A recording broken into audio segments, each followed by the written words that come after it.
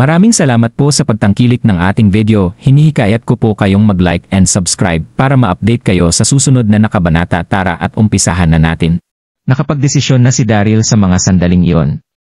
Wala na siyang magagawa kundi humanap ng pagkakataon para nakawin ang Dragon Essence mula kay Quincy ngayong hindi niya ito magagawang makuha sa pamamagitan ng Empress. Ano? Natigilan at nagalit ang ilang mga civil official sa kanilang mga sarili habang pinapanood ang bawat galaw ni Daryl. Hayop na eunuch ito.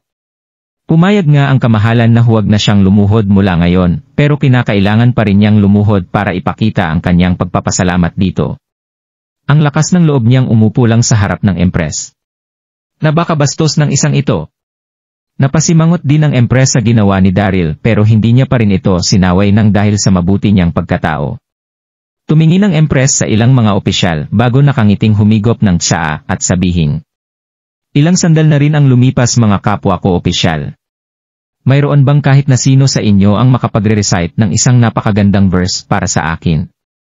Napuno ng pagmamadali ang napakagandang mukha ng Empress nang sabihin niya iyon. Isang pagulan ng nyebe sa gitna ng tagsibol ang naganap sa Royal City 2 araw na ang nakalilipas. Nang dahil dito ay nabalot ang palasyo ng napakagandang kulay silver na nyebe. Mahilig ang Empress sa poetry, kaya agad niyang pinapunta ang mga civil official sa palasyo para samahan siyang mag-enjoy sa tanawin at sa paggawa ng mga tula. Buwisit! Babalik na naman kami sa mga tulang iyan. Mukhang naiinip na nakaupo si Daryl sa kanyang pwesto, habang humihigop ng tsaa, patago siyang nakaramdam ng pagkabagabag sa kanyang sarili. Wala siya sa muod na makinig sa mga tulang eresitye ng mga ito, dahil hindi pa niya nagagawang makuha hanggang ngayon ang Dragon Essence. Pero hindi rin siya pwedeng umalis, dahil sinadya nitong bigyan siya ng isang espesyal na pwesto para samahan siyang uminom ngayong araw. Hindi mapakalma nang hindi mapakaling si Daryl ang kayang sarili sa mga sandaling ito. Gustong-gusto na niyang umalis pero hindi niya ito magawang subukan, kaya wala na siyang nagawa kundi habaan ang kanyang pasensya at hintayin ang tamang oras para makaalis sa palasyo. Kamahalan. Sa mga sandaling iyon, isang civil official na may goatee ang tumayo at buong galang na sinabing, mayroon po akong tula, sabihin niyo po sa akin kung ano po ang tingin niyo rito. Ang lalaking ito ay ang kilalang henyo sa South Cloud World na tinatawag sa pangalang Stanley Park. Mayroon siyang bukod tanging reputasyon sa daang mga opisyal ng New World na bukod pa sa ipinapakitang paghanga sa kanya ng Empress. Magaling? Ngiti ng Empress, dahan-dahan nitong itinaas ang kanyang mga kamay para senyasan si Stanley na magsimula sa pagre-recite ng kanyang tula. Buong respeto naman siyang tiningnan ng mga umaasang kapwa niya opisyal na nasa kanyang paligid. May mga usap-usapan na nagsimula raw si Stanley sa pagsusulat ng mga tula sa edad na 7 taong gulang. Dito na siya naging isang mataas na opisyal sa edad na 20 gamit ang aktibo niyang isip at makabuluhan niyang mga talumpati. Isa siya sa mga kilalang personalidad sa larangan ng literatura sa South Cloud World. Kaya siguradong maganda ang anumang tula na lalabas sa kanyang bibig. Habang si Daryl naman ay nagpakita ng walang pakialam na itsura. Hindi na niya naisip pang sumali sa mga ito, habang nagsasalin at humihigop ng tsaa, na para bang walang nakakakita sa kanyang mga ginagawa. Ngumiti si Stanley, inayos ang kanyang lalamunan, at dahan-dahang nag-recite habang tinitingnan ng lahat. Bumagsak ang nyebe sa palasyo kagabi. Naglibot siya sa gitna ng West Bridge. Nang dahil sa maputi niyang damit, ang ganda ng mundo ay kanyang nalanta. Naging proud ang itsura ni Stanley nang banggitin niya ang huling stanza ng kanyang tula. Gasp! Agad na nagpaulan ng papuri ang lahat ng nakarinig sa kayang mga tula. Hindi na naiwasan pa ng ibang mga civil official na pumalakpak at purihin si Stanley. Ang ganda ng tulang ito, isa ito sa pinakamagagandang tula na narinig ko. Kahanga-hanga ang ginawa mong pagpipinta sa muod nating lahat sa lugar na ito. Tanging ang opisyal na si Stanley lang ang may kakayahang gumawa ng isang napakagandang tula sa kanyang edad at kapanahunan. Tumango naman dito ang sumasangayong Empress, hindi na nito naitago pa ang papuri sa kanyang puso.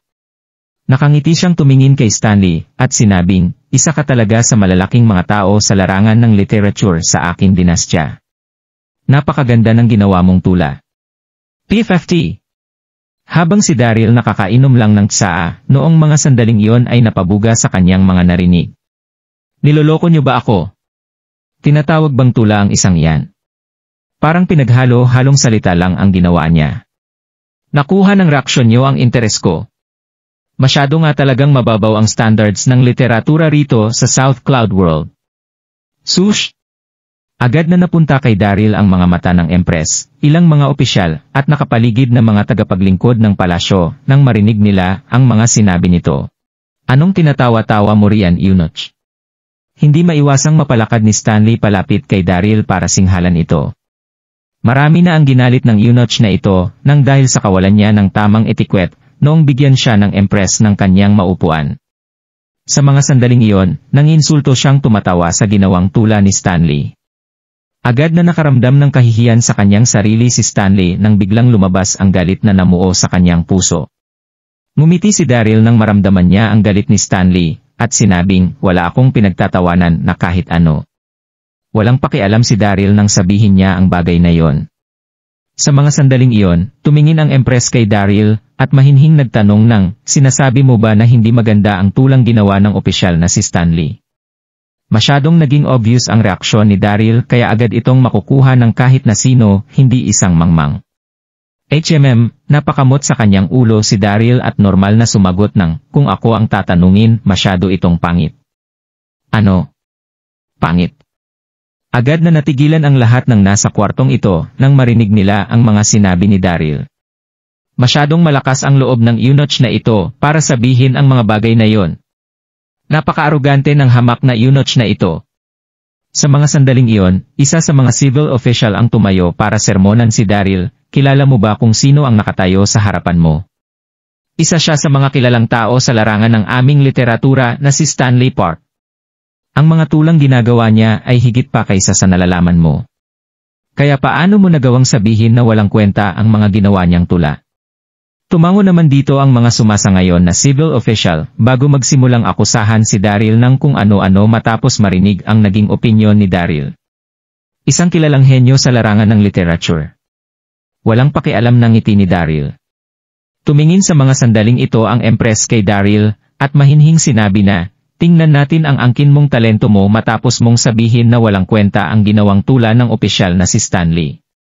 Ako, nang marinig niya ang mga salitang iyon, agad na sumagot ang nagpapakumbabang si Daryl ng, wala po akong gaanong alam, kaya wala po akong kahit na anong talento. Gasp! Hindi na iwasang matawa rito ni Stanley, at ng mga kapwa niya civil official sa palasyo. Matapos ang isang sandali, hindi na napigilan pa ng isa sa mga opisyal ang kanyang gigil, kaya agad nitong sinabi kay Daryl na, huwag ka nang magkomento sa ginawang tula ni Master Stanley kung ganoon. Agad na sumali sa usapan ang iba pang mga opisyal. Oo nga, ano nga ba ang alam ng isang hamak na eunuch sa mga tula? Mukhang naging arogante lang siya nang dahil sa pwestog ibinigay sa kanya ng kamahalan. Mukhang nakalimutan na niya kung saan lang dapat siya lumugar sa mga sandaling ito. Nagkaroon naman ng galit na itsura si Stanley sa mga sandaling ito. Pero hindi pa rin niya nagawang magsalita ng sobra dahil nasa harapan nila ngayon ang Empress. Nagkunwari na lang siyang mabait habang ikinakaway ang kanyang mga kamay. Okay lang. Isa lang naman siyang hamak na eunuch. Halika rito at pagsalinan mo kami ng Wayne nang mapalampas ko ang ginawa mo. Ayos ah. Sinusubukan ng kilalang henyo ng literaturang ito na magmataas sa harapan ko. Hindi natuwa si Daryl sa naging attitude ni Stanley sa kanya bago tumawa at sabihin na, Master Stanley, wala lang talaga ang mga tulang ginawa mo sa totoo lang. Gasp! Agad na umingay ang buong bakuran nang marinig nila ang mga sinabi ni Daryl. Sa mga sandaling iyon, parehong nagbulungan ang mga civil official at mga tagapaglingkod ng palasyo matapos nilang magulat sa kanilang narinig. Ang hamak na eunuch na ito. Hindi talaga niya alam kung saan dapat siya lumugar. Kasabay nito ang matinding gigil na nararamdaman ni Stanley na parabang makakapagpalipad sa kanyang gote. Dito na niya nanlalamig na tiningnan si Daryl at sinabing, sige. Mukhang mayroong mas magandang tula na ginawa ang hamak na eunuch na ito kaysa sa akin. Kung ganoon, i-recite mo ngayon ang ginawa mong tula nang marinig naming lahat dito. Hayaan mo rin akong makinig ng husto sa tula mo. Oo nga. Gumawa ka ng tula kung ganyan ka pala kahusay. Ang lakas ng loob mong hamunin ang opisyal na si Stanley. Masyado ka na nga talagang wala sa lugar. Tumingin ang Empress kay Daryl sa mga sandaling ito, at mahinhing sinabi na, bakit hindi mo kami ng kahit isang verse ng ginawa mong tula ngayong sinasabi mo na wala talagang kwenta ang ginawang tula ni Stanley. Naging mahinhin ang kanyang boses, pero napuno ito ng otoridad, at hindi rin magagawang questionin ng kahit na sino. Nagtaka sa mga sandaling ito ang Empress kay Daryl. Nagawa ng eunuch na itong gumamit ng langgam para ipasok ang pulang sinulid na nagpakita sa kanyang talento. At ngayon ay nagawa niya namang sabihin na hindi ganoon kaganda ang mga tulang ginawa ni Stanley.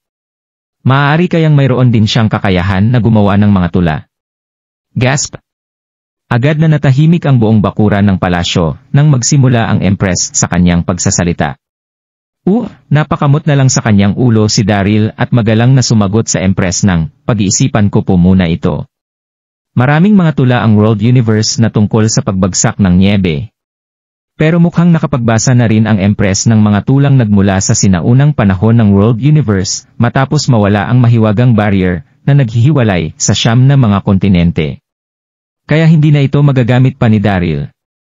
Pero hindi pa rin nagpanik si Daryl dahil marami pa rin ang mga talentadong tao sa 7 Treasures Exquisite Pagoda na nasa kanyang loob ngayon. Sa mga sandaling ito, nagkunwari si Daryl na sumisimangot at nag-iisip habang palihim na nakikipag-usap gamit ang kanyang isipan kay Pangtong na nasa loob ng pagoda. Pangtong, sigurado naman ako na walang problema sa iyo ang paggawa ng tula dahil isa kang kilalang strategist noong Three Kingdoms period, hindi ba? Sabi ni Daryl. Agad namang sumagot dito ang confident na si Pangtong na nagmula sa pagoda. Marami po akong nalalaman sa mga tula, kamahalan, pero hindi po ako makakagawa ng isang obra maestra sa loob ng napakaiksing panahon. Pero ang mga tulang ginagawa ko ay siguradong kukuha sa interes ng lahat. Hayaan niyo po muna akong mag-isip at makagawa ng isang tula. Walang kahit na sino ang nakarinig sa pag-uusap ni Daryl at Pangtong. Sa kanilang mga tingin, mukhang nakatayo lang doon ang nakatulalang si Daryl kaya inisip nilang lahat na mukhang hindi ito makagawa ng isang tula. Agad na nabalot ng tawanan ang bakuran ng palasyo sa mga sandaling iyon. Haha! Mukhang hirap na ang hamak na eunuch na ito. Isa lang siyang hamak na eunuch. Kaya paano niya magagawang bumuo ng mga tula? Agad na inasan ng mga tao sa paligid si Daryl na hindi pumansin sa mga ito. Dito nang umiti si Daryl at tumingin sa Empress pagkatapos ng 3 minuto at dahan-dahang sabihin na, nakagawa na po ako ng isang tula, kamahalan. Ano? Nakagawa siya ng tula. Agad na natigilan sa gulat ang lahat nang marinig nila ang sinabi ni Daryl. Mamasyado itong mabilis? Paano siya nakaisip ng isang tula ng ganito kabilis? Nagtinginan ang lahat at napansin ang seryoso nilang mga itsura. Pero agad din silang bumalik sa dati nilang mga postura matapos maisip na. Kahit na nakagawa ang hamak na eunuch na ito ng isang tula, hindi naman ito ibig sabihin na isa itong magandang tula. Pangkaraniwang nakakagawa lang ang mga kilalang tao sa literatura ng tula matapos nito ang mag-isip ng napakahabang panahon. Kaya gaano kaya kaganda ang ginawang tula ng isang ito matapos niya itong gawin sa loob ng 3 minuto. Wala namang sinabi na kahit ano ang tumatangong Empress, agad nitong sinenyasan si Daryl na simulan ang pagre-recite sa kanyang tula. Inayos ni Daryl ang kanyang lalamunan na parang walang inaalala na kahit ano habang nasa likuran ang kanyang mga kamay. Nagsway din ang kanyang ulo na para bang isang kilalang tao sa literatura na magre-recite ng isang napakagandang tula. Bumagsak ang nyebe sa lahat ng direksyon. Nakumulay sa langit at lupa ng puti. Kahit nabaliktarin mo man ito, mababalot pa rin ito ng puti. Ngumiti ang nakangiting si Daryl kay Stanley nang matapos niyang mag-recite sa ginawa niyang tula. Kumusta ang ginawa kong tula kung ikukumpara sa'yo, Master Stanley? Gasp! Agad na natigilan ang buong palasyo na umabot sa punto na kung saan ay malinaw na maririnig ng lahat ang pagbagsak ng isang karayom sa sahig. Nanatiling tahimik ang lahat habang tahimik na nilalasap ang ginawa niyang tula. Tensyonado namang tumayo roon ang hindi makapagsalitang si Stanley ng mahabang panahon habang nakatulalang tumititig kay Daryl. Kahit na mukhang basura ang tutulang ito, sa sandaling ma-appreciate mo ito ng dahan-dahan, agad mong mararamdaman na espesyal nga ito. Nanginig ang Empress habang bahagyang ibinubuka ang kanyang mga labi, hindi niya maiwasang ulitin ng mahina ang tula na kanyang narinig noong mga sandaling iyon. Bumagsak ang nyebe sa lahat ng direksyon. Nakumulay sa langit at lupa ng puti. Kahit na baliktarin mo man ito, mababalot pa rin ito ng puti. Napakaganda ng tulang ito. Isa itong napakagandang tula. Nasabik din ng husto si Daryl nang i-recite niya ang tula. Haha! Hindi na ako magtataka kung bakit tinaguri ang pinakamahusay na strategist si Pinglong ng Three Kingdoms. Masyado siyang talentado para makagawa ng ganitong klase ng tula sa loob ng maiksing oras. Kahit na nagmukhang walang kabuluhan ang ginawa nitong tula, magagawa pa rin ng tulang ito na maipasa sa mga susunod na henerasyon kung dahan-dahan mo itong lalasapin. Maikukumpara rin ito sa sinaunang poetry ng World Universe. Tumingin si Daryl sa kanyang paligid habang iniisip ang bagay na yon bago tumingin kay Stanley. Ngumiti ito at sinabing, Master Stanley, bigla po akong na-inspired kaya ginawa ko ang tulang ito. Ano? Walang pakialam niyang ginawa ang tulang ito matapos ang 100 paghinga. Agad na natigilan ang lahat sa mga sinabi ni Daryl. Hindi man lang alam ng hamak na eunuch na itong magpakumbaba. Pero masyado pa rin talagang kahanga-hanga ang tula na kanyang ginawa. Namula ang mukha ni Stanley habang nakakaramdam ng kahihiyan at awkwardness sa kanyang puso. Dito na ipinagpatuloy ni Daryl ang kanyang pagsasalita, maaari na akong magpatuloy, Master Stanley. Agad kitang sasalinan ng wine bilang paghingi ng tawad kung magagawa niyong bumuo ng mas magandang tula kaysa sa akin. Ako? Agad na nagblangko ang isip ni Stanley nang marinig niya ang mga sinabi ni Daryl at simulang umisip ng tula, pero hindi man lang siya nakaisip ng kahit kalahating verse sa mga sandaling iyon. Kahit na makabuo pa siya ng isang tula, hindi pa rin ito mapapantayan ang tula ni Daryl. Tumawa naman ng mahina si Daryl habang tinitingnan ang itsura ni Stanley, at umuupo pabalik sa kanyang upuan para dahan-dahang higupin ang kanyang tsaa. Nabalot ng katahimikan ang buong palasyo sa mga sandaling iyon. Napunta kay Stanley ang mata ng lahat kabilang na ang mga mata ng Empress. Wala nang kahit na anong laman ang isipan ni Stanley matapos tingnan ng lahat at makaramdam ng galit at pagkabagabag sa kanyang sarili. Isa siyang henyo at kilalang tao sa larangan ng literatura sa South Cloud World, pero nagawa siyang talunin ng isang hamak na eunuch sa pagkakataong ito. Ito na ang pinakamatinding kahihiyan na naramdaman ni Stanley sa buong buhay niya. Sa mga sandaling iyon, nagdilim ang paningin ni Stanley, at agad na nawalan ng malay ng dahil sa tindi ng stress, at pagkabagabag na kanyang naramdaman. Master Stanley! Stan! Agad na naglakad ang ilang mga civil official palapit kay Stanley para tawagin ito matapos makaramdam ng matinding pag-aalala. Kasabay nito ang pagtingin nila kay Daryl gamit ang mga komplikado nilang itsura na may kahalong pagkamangha. Kung hindi lang nila ito nasaksihan gamit ang kanilang mga mata, hinding-hindi sila maniniwala na nanalo ang isang hamak na eunuch sa isang kompetisyon na ginanap sa Stanley Park. Tama na! Sa mga sandaling ito, dahan-dahang tumayo ang Empress, at itinaas ang kanyang mga kamay habang sinasabi na, dalhin niyo ang opisyal na si Stanley sa mga doktor. Opo kamahalan. Agad na kinarga ng ilang mga civil official si Stanley matapos marinig ang mga utos ng Empress. Lumingon naman ang Empress at tahimik na tiningnan si Daryl mula ulo hanggang paa nang makaalis ang mga ito. Kasurpre-surpresa ang hamak na eunuch na ito. Noong una ay nagawa nitong ipasok ang sinulid sa 9-curve jade, at ngayon naman ay nagawa niyang manalo kay Stanley Park sa parangan ng poetry. Nagawa ng isang hamak na eunuch na magtanglay ng ganitong klase ng mga talento. Mahinhing nagsalita ang Empress habang iniisip ang bagay na yon, Daryl, masyado kang naging mapagpakumbaba nang sabihin mong kaunti lang ang iyong nalalaman sa poetry. Pwede ka bang gumawa ng ilan pang mga tula sa mga sandaling ito para i-recite habang nilalasap natin ang ganda ng tanawing ito? Gusto kong marinig ang mga yon. Mahilig ang Empress sa mga taong may talento sa poetry. Masyadong kagulat-gulat ang ginawang tula ni Daryl kanina na kumuha ng husto sa interes ng Empress. Buwisit! Kailangan ko pang mag-isip ng mas maraming mga tula. Agad na na-depress si Daryl nang marinig niya ang mga salitang iyon. Kahit nagawa siyang tulungan ni Pangtong, narito siya para kunin ang Dragon Essence at hindi para libangin ang Empress. Pero hindi naman siya pwedeng tumanggi dahil ang Empress na mismo ang nag-request sa mga ito.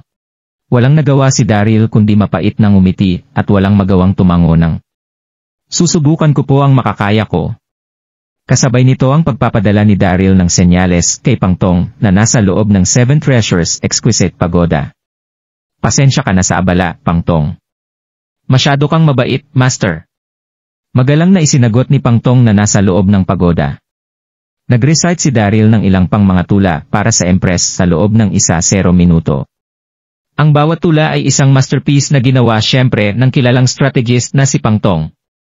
Agad na napuno ng tuwa ang mood ng Empress, habang dahan-dahan niyang nilalasap ang napakagandang mga tula ni Daryl na kanya nang itinuturing bilang isang pambihirang henyo.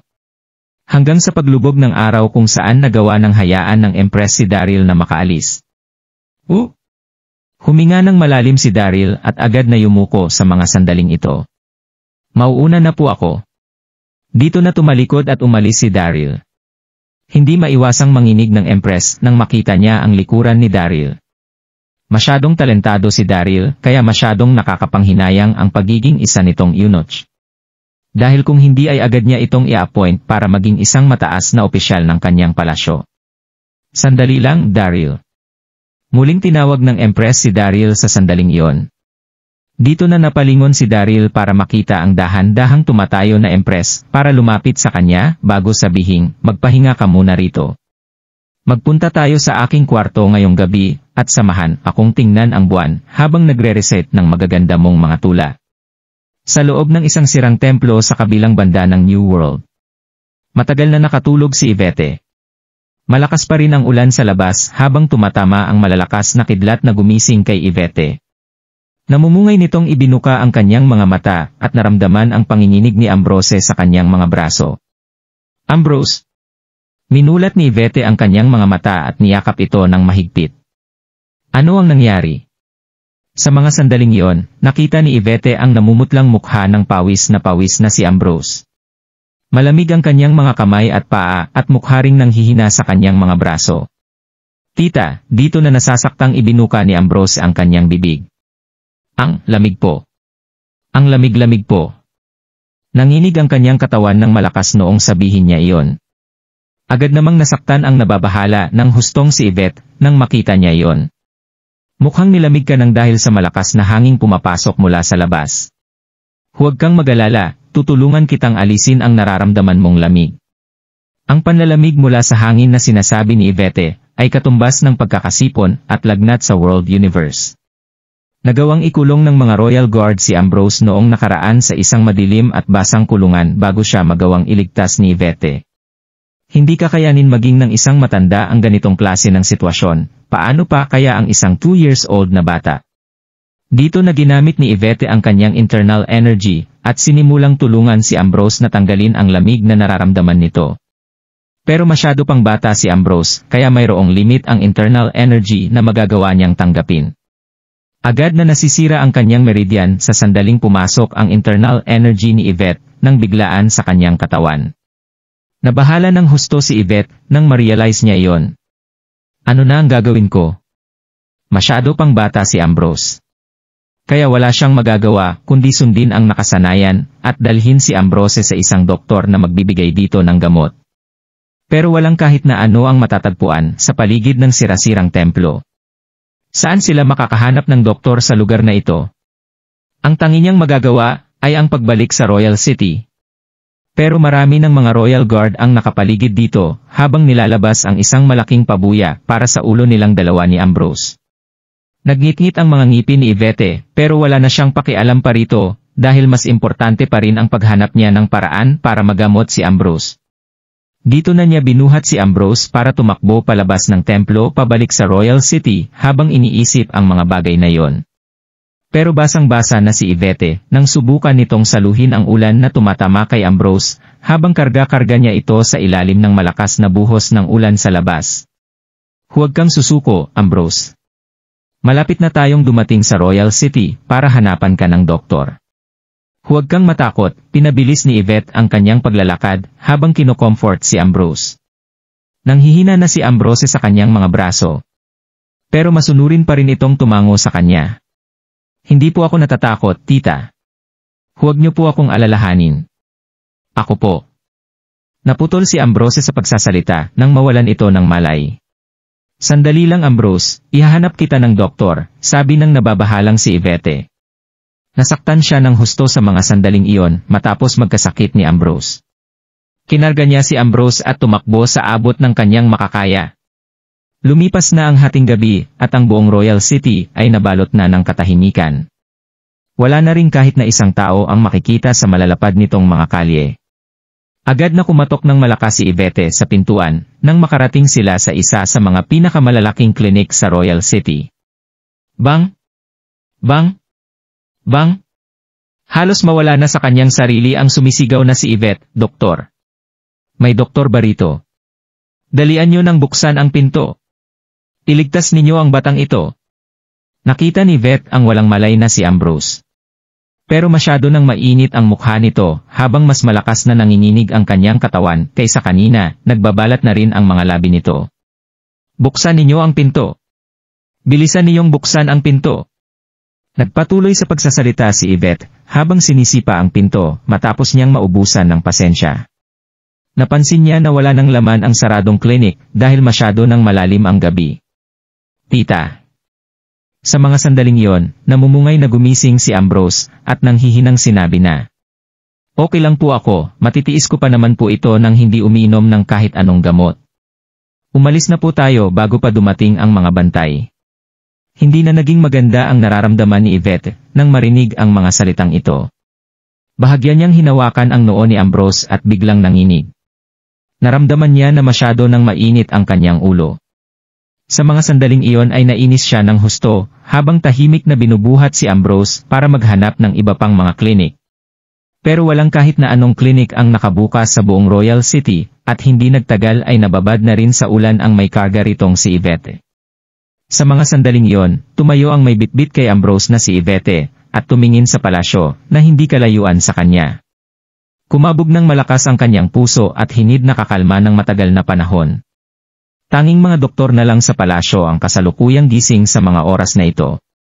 Pero siguradong hindi pa kakawalan ng ama niyang emperor si Ambrose sa sandaling bumalik siya rito, at sigurado ring hindi niya hahayaang gamutin ng mga doktor ng palasyo si Ambrose. Ano na ang gagawin ko? Namula ang mga mata ng naiiyak na si Yvette, matapos nito mabahala ng husto. Ang lamig, napakalamig. Lumala ang sitwasyon ni Ambrose sa mga sandaling ito, at nanginginig na bumulong ng walang tigil.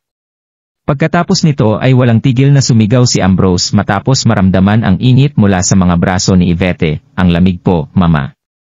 Kailan po ba tayo babalik ng World Universe? Ipinangako niyo po sa akin na dadalhin mo ako sa magagandang lugar doon. Sa mga sandaling ito ay nagdedeliryo na si Ambrose nang dahil sa taas ng kanyang lagnat. Napagkamalan nito si Yvette na kanyang ina na si Monica. Nainis ng husto si Yvette nang makita niya ang eksenang ito bago dahan-dahang i-comfort si Ambrose. Malapit na kitang dalhin sa World Universe, Ambrose. Kinakailangan mo lang mangako sa akin na lalaban ka. Makakahanap din tayo ng doktor na gagamot sa iyo. Napuno ng desperasyon si Yvette nang sabihin niya iyon. Sarado na ang lahat ng mga klinik sa Royal City. Kaya saan siya makakahanap ng doktor?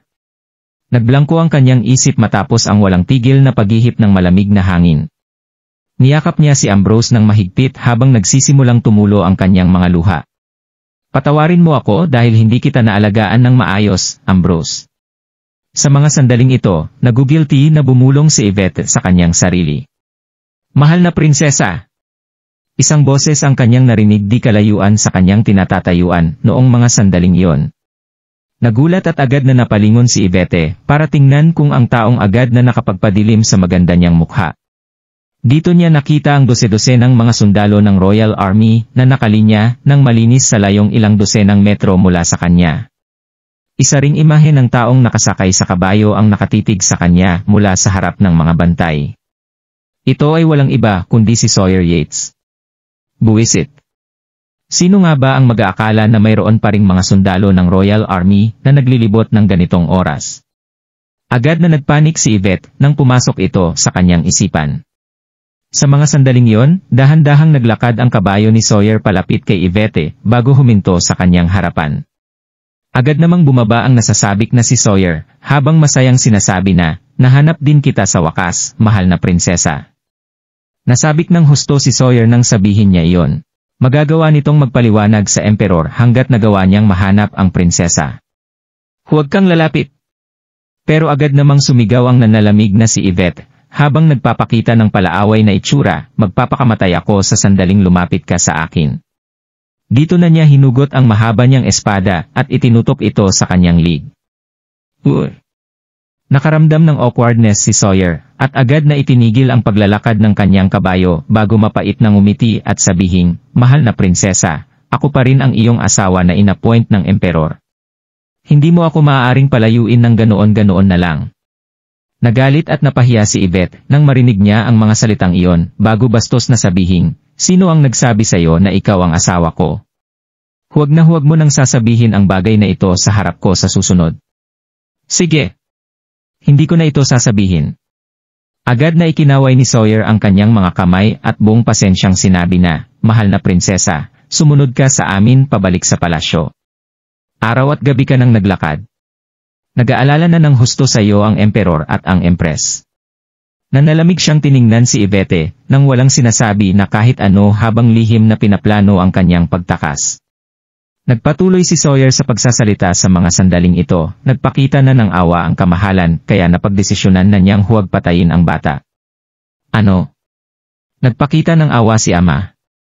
Natigilan si Yvette nang makita niya si Sawyer bago magtanong ng, "Paano itong nangyari?" "Binisita ko siya noon at personal na nagmakaawa para sa buhay ng batang ito," seryosong sinabi ni Sawyer bago dahan-dahang magpatuloy sa pagsasalita, "Kinonsidera na rin ng kamahalan ang aking advice. Alam kong minamaliit mo ako, mahal na prinsesa, pero nakahanda akong gawin ang lahat para sa iyo." Huminga ng malalim si Yvette, habang nag-iisip sa kanyang sarili, at nagtatanong ng, ano ang napagdesisyonan ng aking ama tungkol kay Ambrose. Nag-isip ng isang sandali si Sawyer bago dahan-dahang sabihin na, sinabi ng kamahalan na hindi niya raw papatayin si Ambrose, pero gusto niya itong ipadala sa barracks, para mag-hard labor. Totoo nga ang mga sinabing iyon ni Sawyer. Si Yvette ang pinakapaboritong anak ng Emperor ng New World kaya agad itong nagalala noong umalis siya. Kaya para mapabalik ang kanyang anak, nagdesisyon siya na pag-aanin ang parusa ni Ambrose at ipadala na lang ito sa barracks. Ano? Ipadala sa barracks at mag-hard labor. 2 taong gulang pa lang si Ambrose.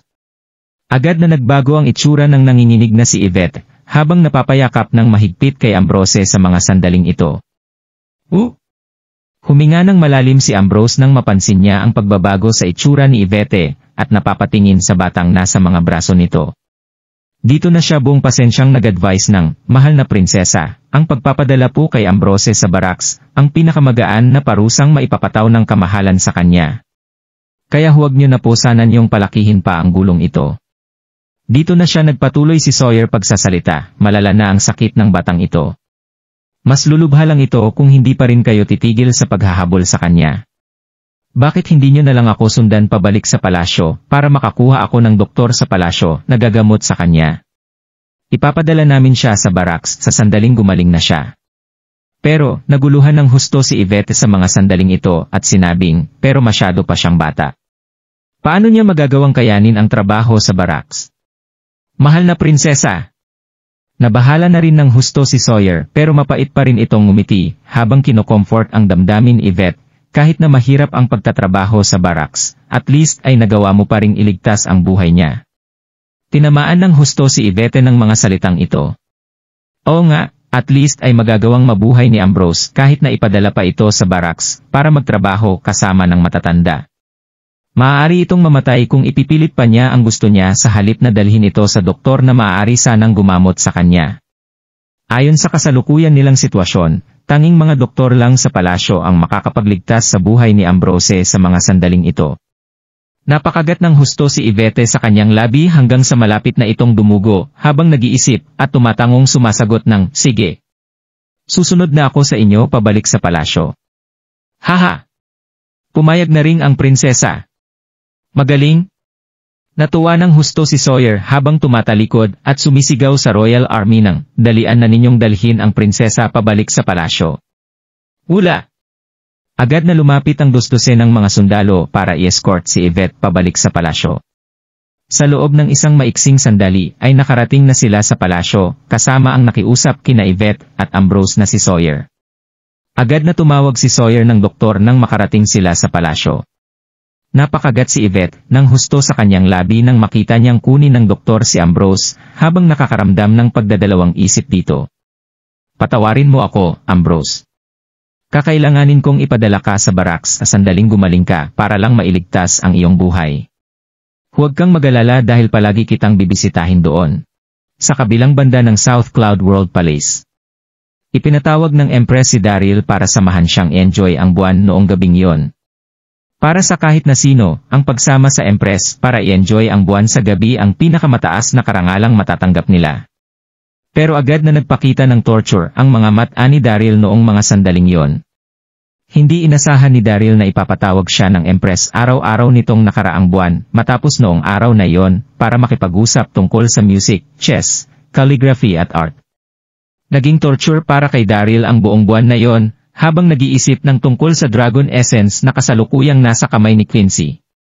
Buong buwan siyang nasa loob ng palasyo, kaya hindi man lang niya nakita si Quincy ng kahit na isang beses mula noong araw na yon.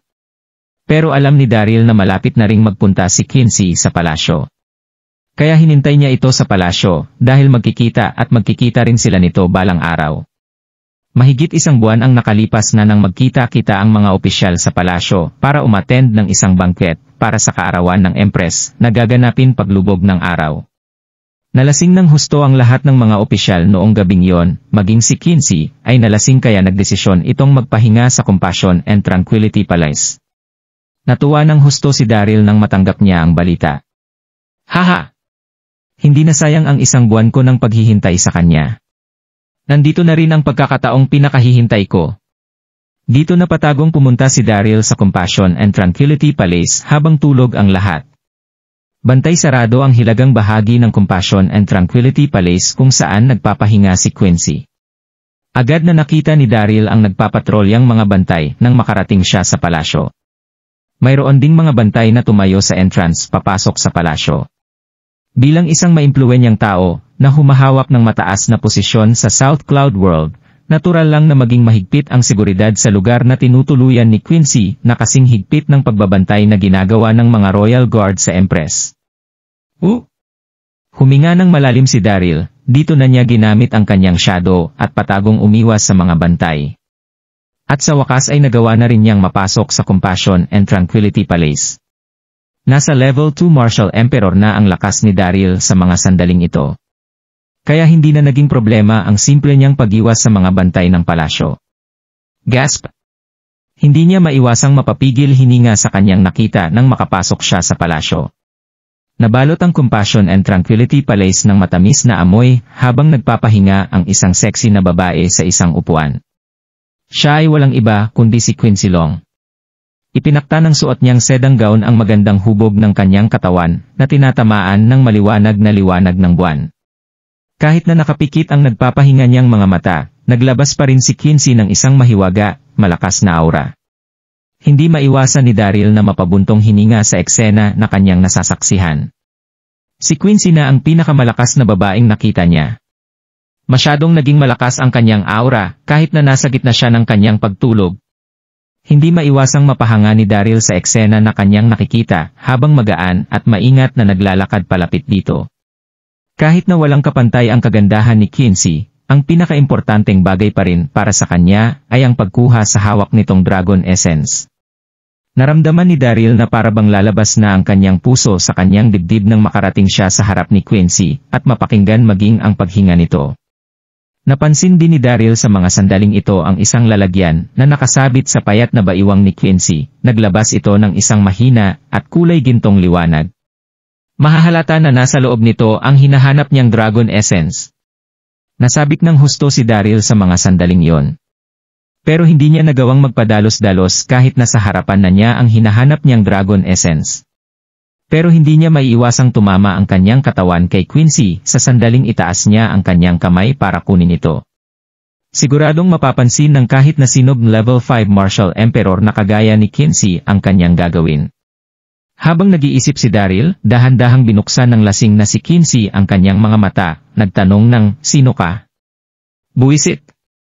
Dito na napatalon ang nabablangkong si Daryl.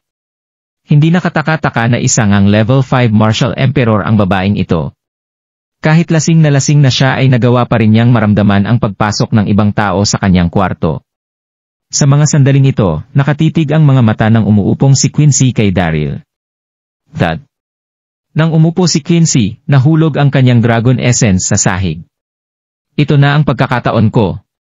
Agad na nag-react si Daryl at mabilis na sinalo ang dragon essence gamit ang kanyang mga kamay. Haha!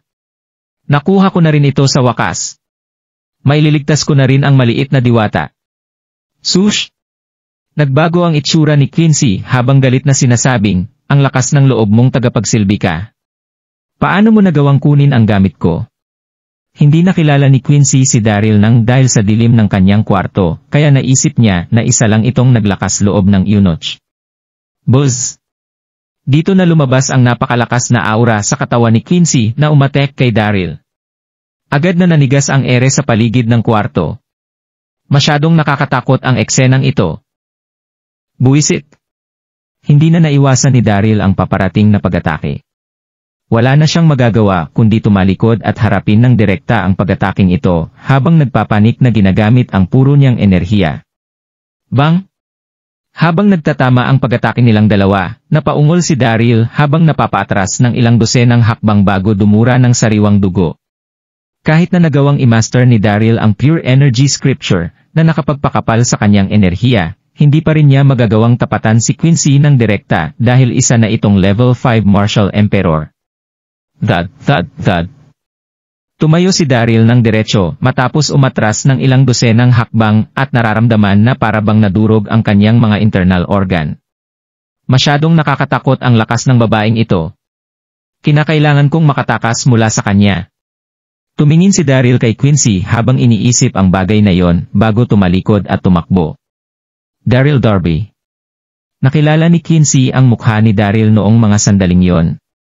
Nanginig sa sobrang gulat at galit si Quincy habang sinasabi na, ikaw nga, nagawa niyang magkunwaring sect master ng Elysium Gate noon. Kaya paano niyang hindi makikilala si Daryl? Inisip kanina ni Quincy na isa lang naglalakas loob ng eunuch ang nagnakaw sa kanya pero hindi niya inakala na si Daryl pala ito na nagkukunwaring isang eunuch. Hindi magagalit ng ganito si Quincy kung isa lang siyang normal na eunuch.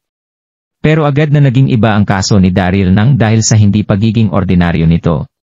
Nang maisip ang pagtingin ni Daryl sa bahagyang hubad niyang katawan ng ilang beses, agad na nakaramdam ng kahihiyan at galit si Quincy. Nanginig siya ng husto na parabang sasabog na sa sobrang galit. Sush! Nanlamig ang mukha ni Quincy habang itinataas ang kanyang mga kamay para kunin ang isang magaan na armor bago ito isuot at agad na sumigaw ng mga bantay. Wala! Agad na nagtipon-tipon ang grupo ng mga bantay matapos marinig ang utos ni Quincy. Sumunod kayo sa akin para hulihin ang magnanakaw na yon. Hindi kayo dapat magkamali. Nanlalamig na naguto si Quincy bago tumingin sa direksyon kung saan tumakbo si Daryl at agad na lumukso para sundan ito. Sumama ang mukha ng mga bantay habang mabilis na sumusunod kay Quincy. Kasalukuyan nang nasa labas ng palasyo si Daryl sa mga sandaling ito. Nakita ni Daryl ang paghabol sa kanya ni Quincy sa ilalim ng buwan na parang isang Moon Palace fairy na nakapagpaluha sa kanyang mga mata. Buwisit, binabawi ko lang ang ninakaw kong gamit. Kaya bakit niyo ako hahabulin na parang ako ang magnanakaw? Nasaan ang hustisya rito? Naging masama ang itsura ni Daryl habang nagmamadaling pinapabilis ang kanyang pagtakbo. Sa Eternal Life Palace Sect Branch ng Donghai City sa kabilang banda ng World Universe. Kasalukuyang nakaupo at naginuman sina Dax at Chester. Naging maganda ang araw na yon ng tagsibol na may mainit at maaraw na kalangitan. Habang sina Nancy at Shelly naman ay nakikipaglaro sa isang batang lalaki na nasa kanilang tabi. Ang batang ito na anak nina Chester at Shelly ay pinangalanan nilang Neil Wilson. Higit isang taong gulang pa lang ito nang magsimula itong matuto sa pagsasalita.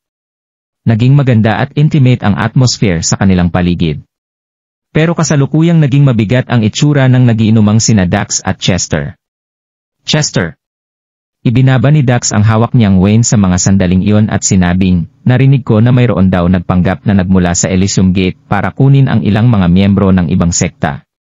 Kasalukuyan sila ngayong nakakulong sa Wishing Star Tower. Dito na niya mabagsik na sinabing, Dapat lang iyon sa mga sektang iyan. Masyado nang malaki ang nagawa ni Daryl para sa World Universe, pero nagawa pa rin siyang siraan ng mga ito nang dahil sa pagkamatay ng babaeng live streamer na iyon. Dapat lang silang madukot kung ako ang tatanungin mo. Agad na nakaramdam ng galit si Dax nang mabanggit ang tungkol sa ibang mga sekta. Hi! Mapait nang umiti si Chester at sinabing, mababa na rin ang tingin ko sa kanila, Dax. Pero hindi pa rin natin dapat palampasin ang tungkol sa bagay na ito. Kinakailangan pa rin natin silang iligtas. Masyadong farsighted at open-minded si Chester. Kahit na kinamumuhian din ito ang ibang mga sekta, paano na lang kung kunin ng kanilang kalaban ang oportunidad na ito para umatake? Siguradong ito na ang katapusan ng World Universe ngayong nahuli na nila ang ibang mga sekta. Natigilan dito ang nagtatakang si Dax na napatanong ng, nagbibiro ka ba? Gusto mo pa ring iligtas ang mga mangmang na yon? Dito na sumigaw si Dax ng, bakit? Walang kahit na anong pasasalamat ang mga sektang iyon sa mga taong gumawa ng mabuti sa kanila. Hinding-hindi pa rin sila magpapasalamat sa sandaling iligtas natin ang mga ito. Nakakalimutan mo na ba kung paano nila tinrato si Daryl? Narinig ko rin na malakas daw ang mga taong nagkunwaring mga miyembro ng Elysium Gate. Lalo na ang pinuno nilang si Quincy Long, isang level 5 martial emperor na ang babaeng iyon. Kasabay nito ang pagbuhay ni Shelly sa kanyang anak bago sabihin kay Chester na, Hobby, mukhang dapat ka na ngang makinig kay Dax. Mukhang tama naman siya na hindi na nga natin pang iligtas ang mga yon. Naging supportive si Shelly sa kung anong gusting gawin ni Chester mula noong pakasalan niya ito, bigyan ng buo niyang suporta. Pero hindi pa rin magagawang suportahan ni Shelly ang gusting mangyari ni Chester sa pagkakataong ito. Huminga ng malalim si Chester at ngumiti. Kinakailangan natin silang iligtas para sa kaligtasan ng World Universe. Maaari ngang malakas si Quincy pero narinig ko rin na wala siya ngayon sa Wishing Star Tower, kaya malaki ang tsansa natin na mailigtas ang dinukot nilang mga miyembro ng iba't ibang sekta sa World Universe kung kukunin natin ang pagkakataong ito para mailigtas sila. Dito na tumingin si Chester kay Neil at sinabing, anak, makikipaglaban lang ang papa mo sa masasamang tao. Sinusuportahan mo ba siya? Masasamang tao. Makipaglaban sa masasamang tao. Higit isang taong gulang pa lang ang tanda ni Neil. Kahit na hindi pa rin diretso ang pagsasalita nito, nasabik pa rin siyang nagsalita habang ikinakaway ang kanyang kamao. Nakikipaglaban si Papa sa masasamang tao. Gusto ko pong maging katulad niyo paglaki ko. Haha! Malakas na tumawa si Chester nang marinig niya ito bago tumingin kay Shelly at sabihing, kita mo, sinusuportahan ako maging ng anak natin. Napanguso naman dito si Shelly bago walang magawang sinabi na, ikaw na ang balaha ngayong nakapagdesisyon ka na. Tumango rin dito si Dax. Itinaas niya naghawak niyang wine glass papunta kay Chester, at sabihing, sige, sasama ako sa iyo kung gusto mo talagang iligtas ang mga mamang na yon. Halina't uminom tayo para sa kukunin nating tagumpay. Tumawa rito si Chester bago makipagtoast kay Dax at ubusin ang laman ng kanyang baso. May kabuluhan ang buhay ng kahit na sino kung magkakaroon lang sila ng isang kapatid na kagaya nito. Pagkatapos uminom ng ilang baso ng wine, agad na nagpadala ng utos sina Dax at Chester para magtipon-tipon ang mga disipulo ng Eternal Life Palace at Flower Mountain bago direktang magpunta sa Wishing Star Tower at iligtas ang mga miyembro ng ibang sekta sa World Universe. Hating gabi. Naging tahimik at mapayapa sa Wishing Star Tower ngayong gabing. Malinaw na makikita ng kahit na sino ang mahigpit na seguridad sa paligid ng tower kung saan nagpapatrolya ang mga bantay sa paligid. Mula noong pangunahan ni Quincy ang South Cloud Army para sakupin ang mga sektang iyon, nagawa na nga nadukot miyembro ng sekta na makulong sa loob ng Wishing Star Tower. Kahit na hindi present si Quincy sa mga sandaling ito, nasa ilang daang libo pa rin ang bilang ng mga sundalo ng South Cloud Army na nagbabantay sa Wishing Star Tower para mapigilan ang pagtakas ng mga ito. Ano ang isang iyon? Sigaw ng isang sundalo ng South Cloud Army noong mga sandaling iyon. Dito na biglang napatingin sa ibaba ang nakapaligid na army mula sa lugar na kinatatayuan ng Wishing Star Tower. Gasp! Agad na napabuntong hininga ang lahat sa kanilang nakita. Dito nila nasaksihan ang ilang daang libong tao hindi kalayuan sa kanyang pwesto. Dalawang naglalakihang mga flag ang iwinagayway sa harap ng mga ito. Malinaw na mababasa ng kahit na sino ang nakasulat sa mga flag na ito gamit ang liwanag ng buwan bilang Eternal Life Palace. At Flower Mountain.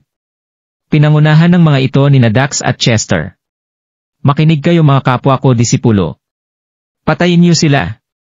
Iligtas niyo ang mga miyembro ng ibang sekta. Makikitang hawak ni Dax ang isang palakol gamit ang dalawa niyang kamay habang sumisigaw na naguutos sa mga hawak niyang disipulo. Dito na nagsimulang makipaglaban ang mga disipulo ng Eternal Life Palace at Flower Mountain sa mga sundalo ng South Cloud Army matapos na magutos ni Dax.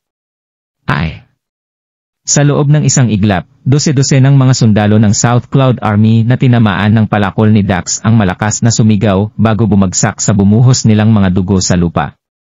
Samantala, sa loob ng barracks sa New World, kasalukuyan nang ipinadala si Ambrose sa barracks para gumawa ng mahihirap na trabaho. Ang nangungunang trabaho na ginagawa sa barracks na ito ay ang pagbubuhat ng mga uling. Kinakailangan ng barracks na magsunog ng uling dahil sa lamig ng lokasyong kinatatayuan nito sa tuwing sasapit ang taglamig. Katatapos-tapos lang ni Ambrose na magdala ng uling na nagpadumi sa buo niyang katawan. May daan-daang mga trabahador ang pinagtatrabaho sa loob ng barracks na ito, pero si Ambrose pa rin ang pinakabata sa kanilang lahat. Hindi magawang magpahinga ng kahit na sino habang nagtatrabaho sa barracks dahil agad silang lalatiguhin sa sandaling mahuli sila ng kanilang bantay. Katatapos lang ng lahat na magdala ng uling. Kasalukuyang nakaupo sa sahig ang daan-daang mga trabahador habang humihingal sa sobrang pagod, isa na sa mga ito si Ambrose. Hindi kinakaya ng musmos niyang katawan ang trabaho sa lugar na ito matapos magdugo ng walang tigil ang kanyang mga kamay habang ang kanyang mukha ay puno ng pawis. Kakain na! Kakain na! Sigaw ng isang sundalo ng New World sa mga sandaling iyon bago siya paligiran ng mga trabahador ng barracks na ito. Ang 3 beses na oras ng pagkain ang pinakamasayang sandali para sa mga trabahador na ito. Pumila kayong mga hayop kayo rito. Nanermo ng isang sundalo ng New World sa mga trabahador habang hawak-hawak ang isang itim na sakong naglalaman ng inistim mga tinapay. Sa loob ng barracks, tigda-2 mga inistim buns lang ang maaaring kainin ng bawat trabahador sa bawat pagkain, at wala ng iba pa. Dito na galit na sinabi ng sundalo ng New World na, isang beses ko na lang sasabihin ito. Pumila kayong lahat dahil kung hindi ay walang kahit na sino sa inyo ang kakain. Agad na tumigilan ng mga trabahador sa pagpaligid sa sundalo, at nagsimulang pumila para makatanggap ng tigda-2 mga inistim na tinapay matapos marinig ang mga sinabi ng sundalo. Nasa huli ng pila si Ambrose. Dumating na rin ang pagkakataon niyang makakuha ng 2 mga pinakuloang tinapay matapos maghintay ng ilang sandali. Dito na siya pumunta sa isang tabi at mag-squat bago agad nakainin ang 2 niyang mga inistim na tinapay. Masyado pa siyang bata pero nagawa na niyang magdala ng uling kanina, kaya nagutom siya ng husto ng dahil dito. Kahit na hindi malasa ang inistim na mga tinapay, magagawa pa rin nitong lamanan ang kanyang tiyan, kaya mabilis pa rin itong na-enjoy ni Ambrose. Narinig niya ang tunog ng mga yapak na papalapit sa kanya nang kakagat na sana siya sa dala niyang tinapay, agad na kinuha ang mga ito mula sa kanyang mga kamay. Ikaw si Ambrose Darby, tama. Sigurado akong hindi mo kailangan ng 2 buwan dahil masyado ka pang bata. Tutulungan kitang kainin ang mga ito. Napalingon si Ambrose para makita ang isang teenager na nasa 17 o 18 years old na may maitim na balat at mukhang malakas na pangangatawan. Isa rin ang teenager na nagnakaw sa kanyang mga tinapay sa mga trabahador dito sa barracks. Ninakaw ng teenager na si Dian Lynch ang mga inistim na bonds ni Ambrose. Mahilig itong mga pinang mas bata at mas mahina kaysa sa kanya. 2 mga inistim na tinapay lang ang ibinibigay sa bawat isang trabahador ng barracks na ito. At hindi sapat ang 2 mga inistim na tinapay para sa isang lumalaking teenager na kagaya ni Dian, kaya napagdesisyonan niyang nakawin na lang ang mga inistim na tinapay ni Ambrose. Dito na namumulang sumigaw si Ambrose kay Dian, "Ikaw! Ibalik niyo ang mga iyan sa akin. Ibalik mo iyan sa akin. Akin ang mga tinapay na yan." Pero agad na itinulak si Ambrose sa sahig bago pa man siya makalapit kay Dian. "Sino ang magpapatunay na sa iyo nga ang mga tinapay na ito?" Singhal ni Dian habang naiinis na tumitingin pababa kay Ambrose. "Hawak ko ang mga tinapay na ito, kaya akin ito." Galit na galit ang mangyak-ngiyak na si Ambrose nang marinig niya ang mga salitang iyon. Gustong-gusto na niyang bawiin ang mga tinapay na yon, pero masyado pa siyang bata. At kahit na mayroon siyang kaunting kaalaman sa pagkukultivate, hindi pa rin niya magagawang tapatan si Dean. Dean LNCH. Ibalik mo ang mga tinapay ng batang iyan. Sa mga sandaling ito ay may isang batang nanaway kay Dian bago magpakita at lumapit ang isang batang lalaki na may malaking mga mata at nakasuot ng kulay puting damit sa kanila. Mukhang mabuti ang nakaputing bata na ito na may edad na nasa 8 o 9 na taong gulang kasama ang isang batang babae na nasa 3 hanggang 4 na taong gulang. Magkapatid ang dalawang ito. Kilala ang nakatatandang kuya sa pangalang Sven Dun habang ang nakababata niyang kapatid ay kilala naman sa pangalang Tara Dun. Pareho silang mga trabahador sa baraks na ito.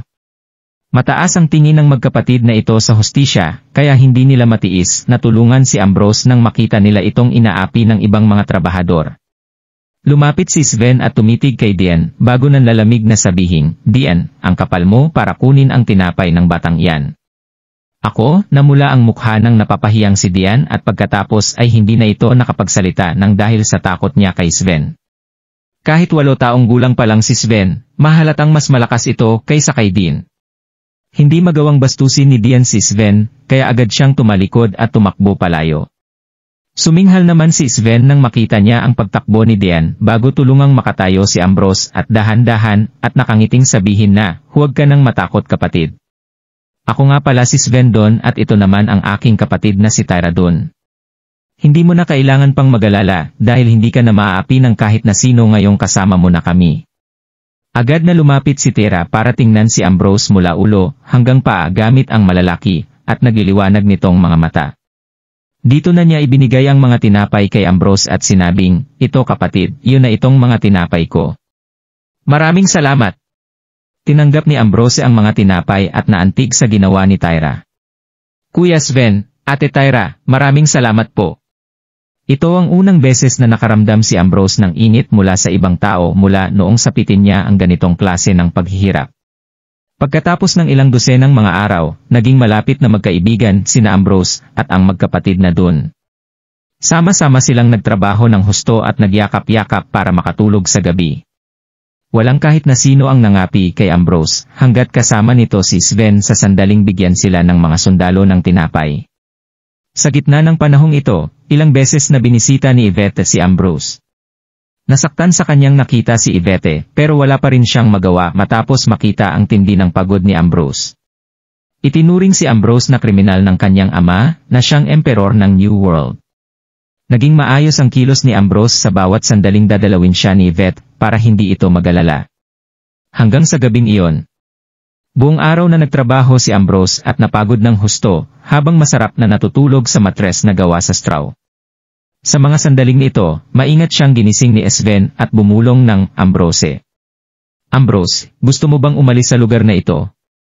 Maingat na tumingin si Sven sa kanyang paligid nang sabihin niya iyon. "Umalis?"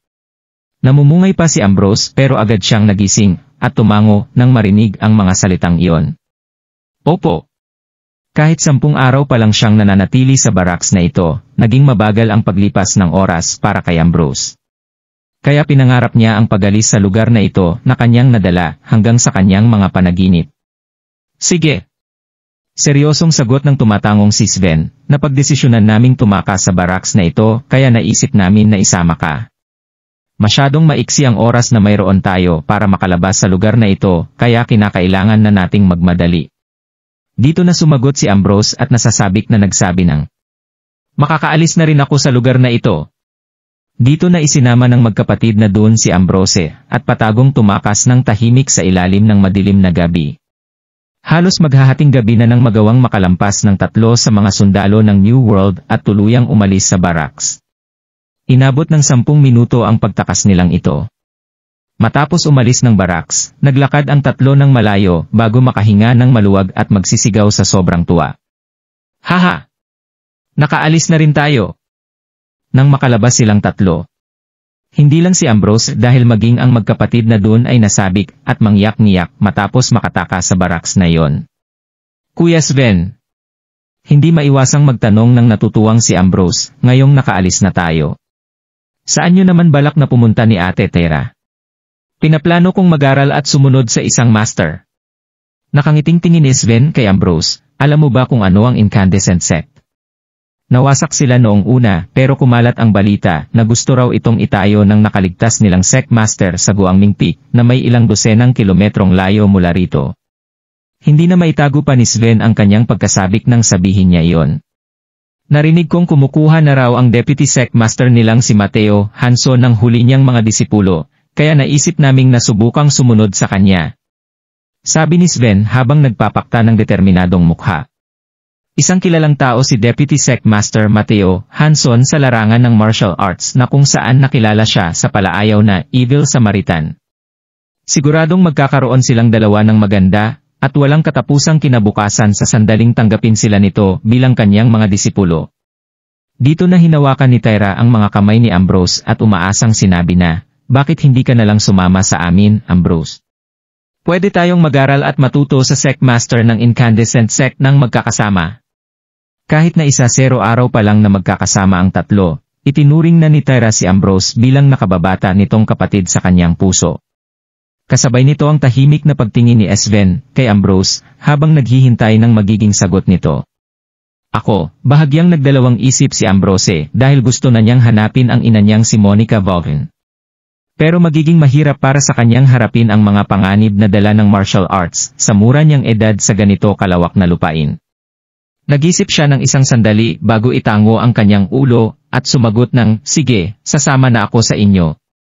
Nagdesisyon si Ambrose na mas mapaglakas. Sa pamamagitan lang ng pagpapalakas niya magagawang hanapin ang kanyang ina at protektahan ito.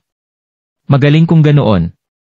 Ipinalakpak ng magkapatid na doon ang kanilang mga kamay sa sobrang tuwa bago sila magpunta ng magkakasabay sa Guangming Peak.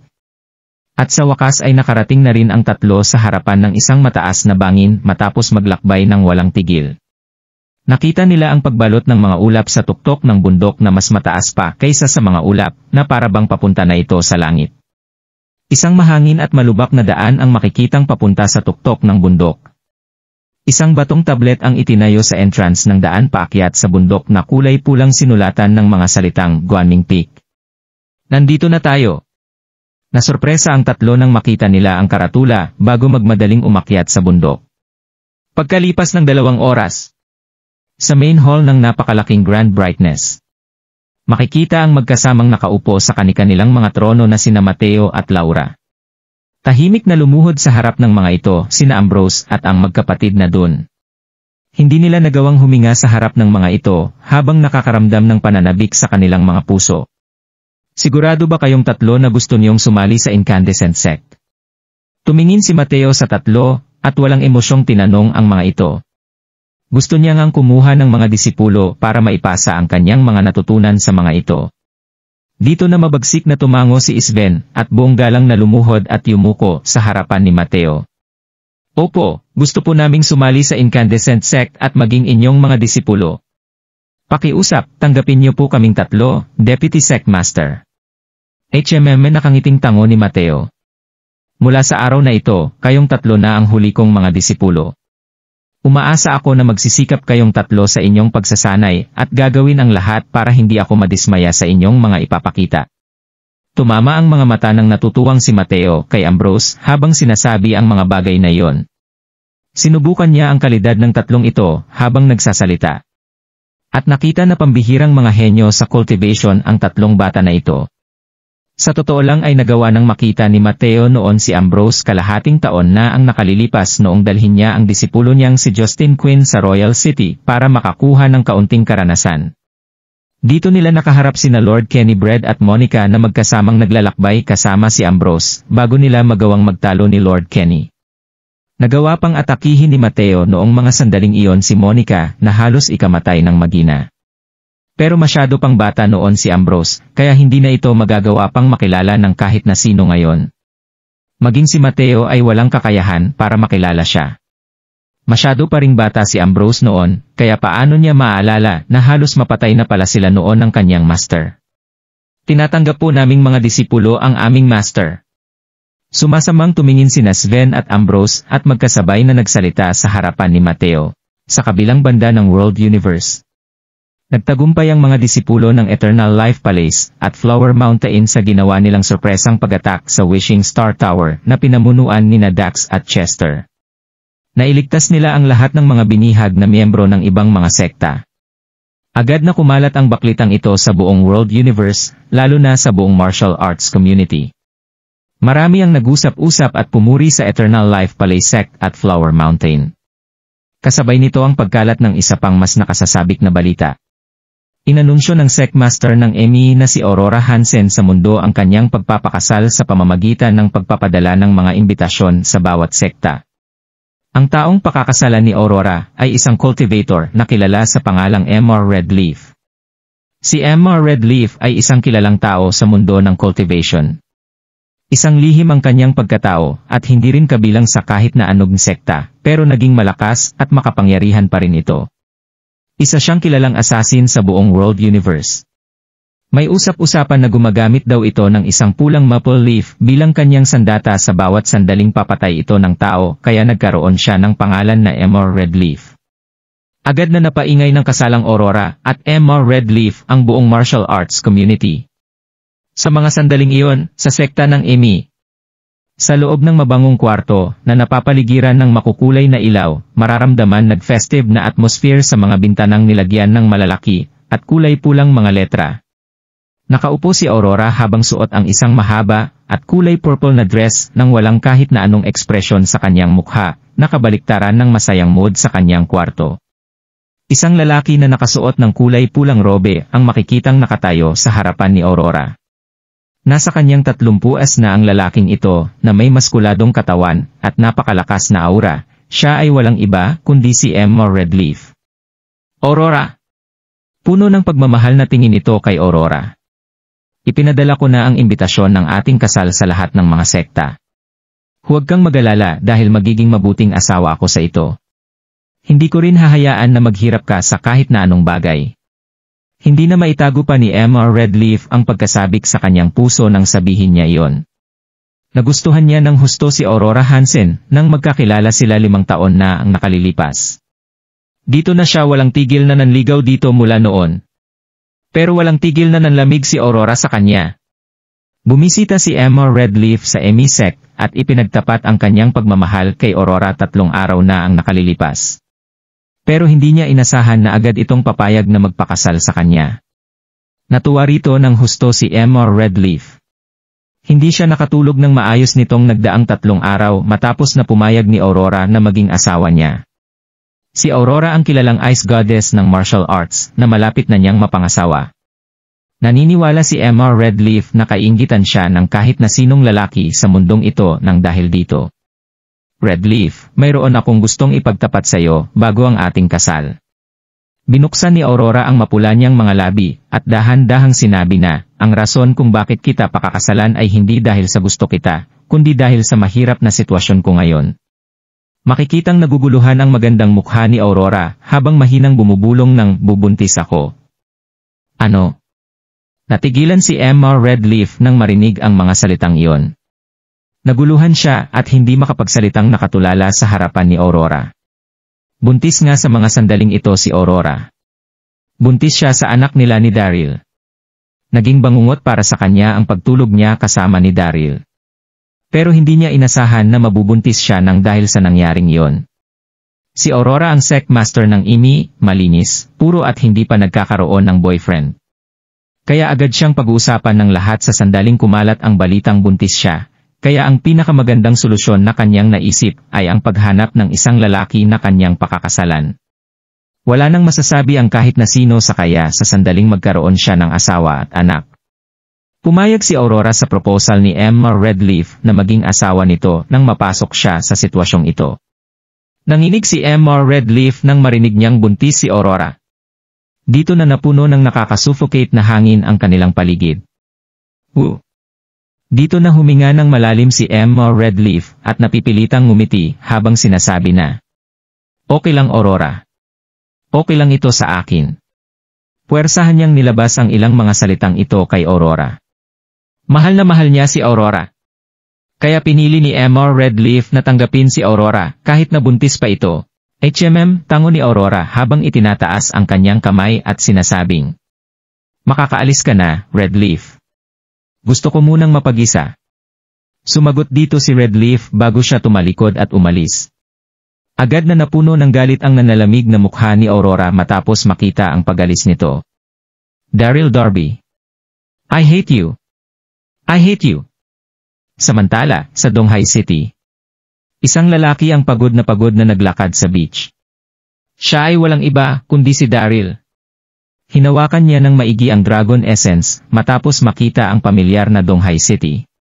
Halos isang buwan din siyang naglakbay mula sa South Cloud World pabalik ng World Universe.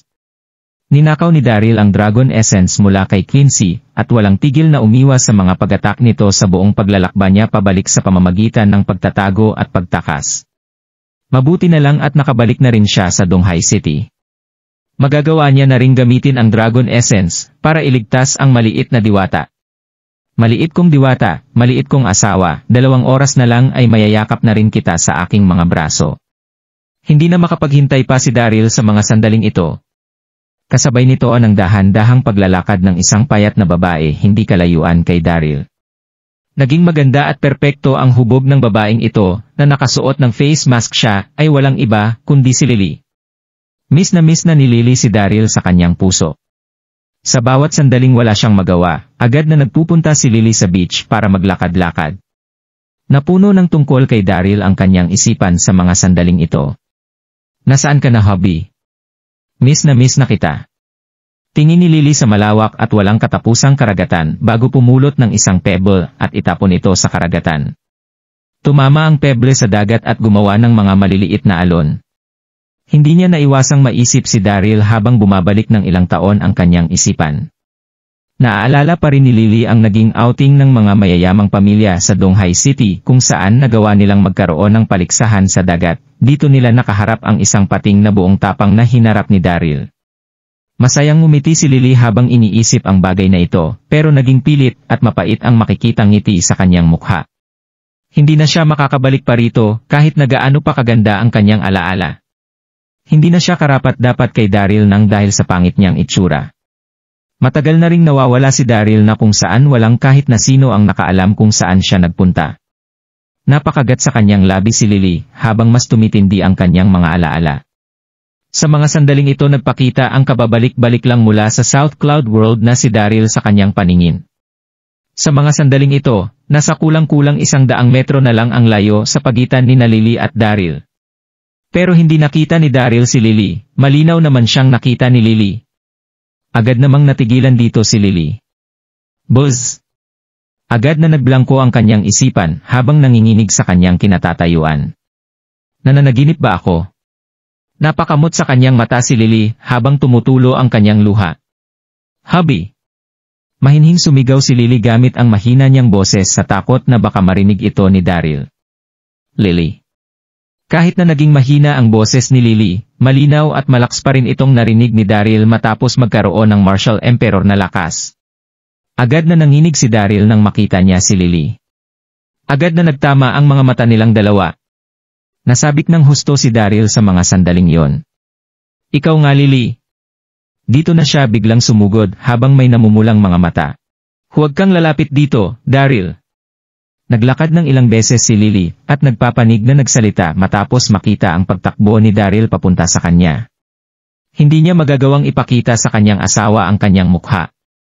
Nainis ng husto si Daryl nang marinig niya ang mga sinabi nitong salita dahil hindi niya inaasahang makikita niya si Lily pagbalik niya ng World Universe. "Lily, bakit? Bakit ayaw mo akong makita?" Nabubulunang tanong ni Daryl.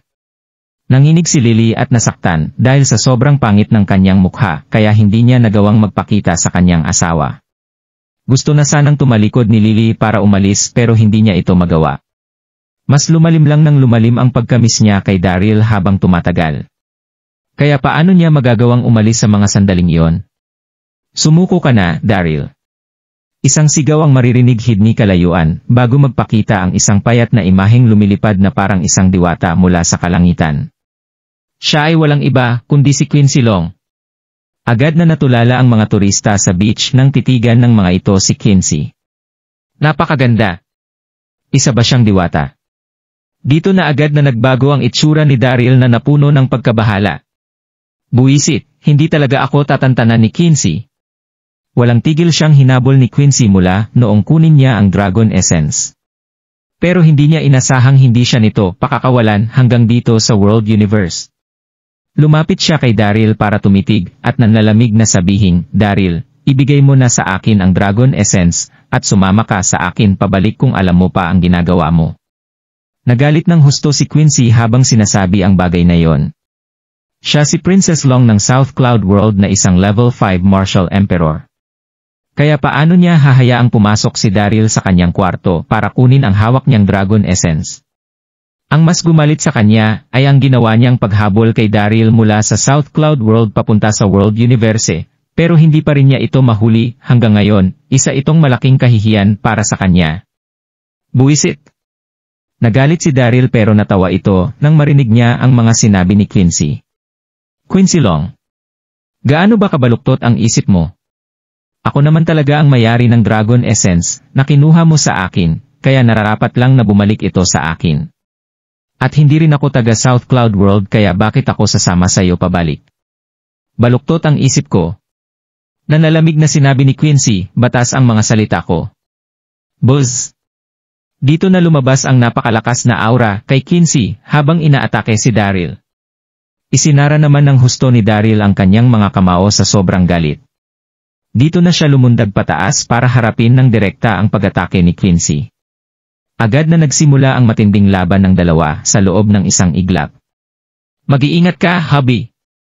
Nagalala ng husto si Lily habang pinapanood ang eksenang iyo, hindi niya naiwasang mapasigaw kay Daryl. Kasabay nito ang pagtulala ng mga nakapaligid na mga turista sa beach, at ang pagluwa ng mga mata ng mga kalalakihan, matapos makita ang magandang hubog ng katawan ni Quincy na kasalukuyang lumilipad sa gitna ng ere. Pero hindi na nagawa pang magpatuloy sa pakikipaglaban ni Daryl sa loob ng ilang maiksing paghinga. Bang! Napaatras si Daryl ng ilang dosenang hakbang matapos ng dalawang direktang sagupaan nila ni Quincy. Dito na namutla ang kanyang mukha, habang nagsisimula na ring humina ang internal energy ng kanyang katawan. Hindi mo ako magagawang pantayan, kaya tigilan mo na ang pakikipaglaban sa akin, nanalamig na sinabi ni Quincy, bago itaas ang kanyang kamay at direktang itutok ang kanyang susunod na pag-atake sa puso ni Daryl. Naging mabilis ang pag-atake ni Quincy, habang namamawis naman ng husto si Daryl dahil hindi niya magagawang iwasan ang mga pag-atak nito. Mag-iingat ka, hubby! Hindi maiwasang mapasigaw ni Lily matapos makita ang sitwasyon ni Daryl. Dito na siya sumugod para salagin ang pag-atake ni Quincy nang walang pag-aalinlangan. Bang! Tinamaan si Lily ng pag-atake at sumirit ang sariwang dugo mula sa katawan nito, napaatras din ito ng ilang dosenang metro. Ang totoo ay gustong mahuli ng buhay ni Quincy si Daryl, kaya naman hindi malakas ang ginamit niyang internal na enerhiya sa ataking ito. Pero hindi pa rin ito kinaya ni Lily. Kumunot ang noo ni Quincy at nagtaka itong tumingin kay Lily. Sino ang babaeng ito? Anong nangyayari? Wala itong kahit anong internal na enerhiya pero ayos lang para sa kanya ang isakripisyo ang sarili para mailigtas si Daryl. Nababaliw na ba siya? Lily! Agad na namula ang mga mata ni Daryl nang makita ang pagtumba ni Lily. Sush! Nang sumunod na segundo ay hindi maalis ang mga tingin ng lalaki kay Quincy at malamig itong nagsalita. Quincy, hindi kita mapapatawad sa ginawa mong pananakit kay Lily. Hindi kita mapapatawad. Pagtapos ay buong lakas itong umatake kay Quincy. Nakailili pa rin ang atensyon ni Quincy, kaya hindi ito nakareact sa attack ni Daryl na tumama sa kanyang dibdib. Dumaing ito at lumipad paatras ng may layong 100 metro, at malakas na lumapag sa beach. P50. Takot at galit si Quincy nang sandaling yon. May gusto itong sabihin, pero sumikip ang kanyang dibdib bago dumura ng maraming dugo. Malinaw na naramdaman ni Quincy ang matinding sakit sa kanyang dibdib. Masyadong malakas ang pag-atake sa kanya ni Daryl. Gusto mong mamatay, Daryl? Pinagkiskis ni Quincy ang kanyang mga ngipin at hindi ito makapag-antay na patayin si Daryl ng sandaling yon.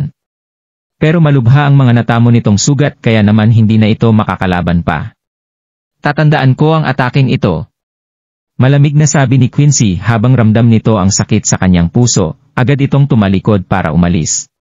Namula ang mga mata ni Daryl nang makitang nakatalikod si Quincy pero hindi na niya ito hinabol at wala rin itong gana para habulin ito. Si Lily lang ang importante sa mga mata ni Daryl ng sandaling yon. Lily, ayos ka lang ba? Tiningnan nito ang maputlang mukha ni Lily at dumugo ang puso nito. Lily, ayos ka lang ba? Ayos ka lang ba, Lily?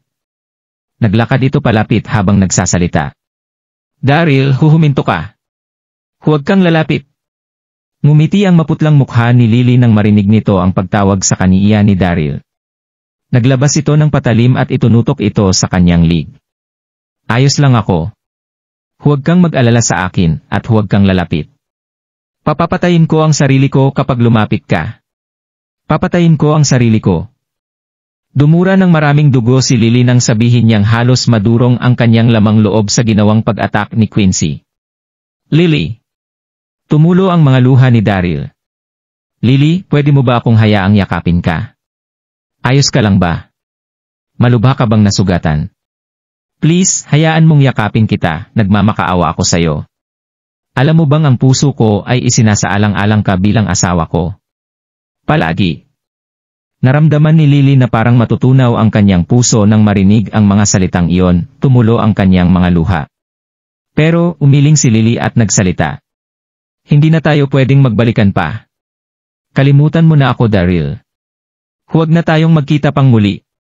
Napakalungkot nito at halos mahimatay matapos niyang sabihin ang mga salitang iyon. Buzz! Naging blangko ang isipan ni Daryl. Lily, bakit? Bakit? Kasi, kinagat ni Lily ang kanyang labi at hinayaan nitong tumulo ang mga luha habang humihikbi.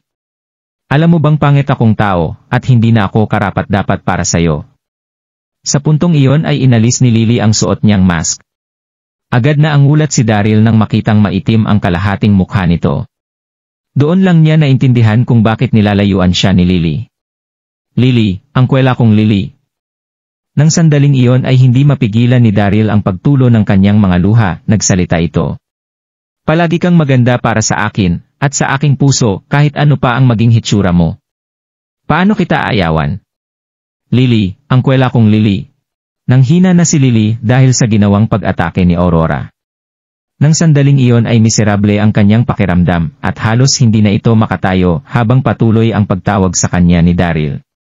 Gustong-gusto nito na yakapin siya ni Daryl pero ayaw niyang magpatuloy ang lalaki sa pagtingin sa kanyang mukha dahil pakiramdam niya ay hindi siya karapat-dapat para sa lalaki. Nagmamakaawa ako sa iyo Lily, hayaan mong yakapin kita kahit saglit lang, please. Hininaan ni Daryl ang kanyang boses habang namumula ang kanyang mga mata. Mariing kinagat ni Lily ang kanyang labi dahil alam niyang matindi siyang mahuhulog kay Daryl kung hahayaan nito ang kanyang asawa na yakapin siya. Determinado si Lily na kalimutan si Daryl kaya hindi nito maaaring hayaan ang sarili para muling mahulog sa lalaki. Mariing kinagat ni Lily ang kanyang labi at umiling habang tinitiis ang sakit, nagsalita ito.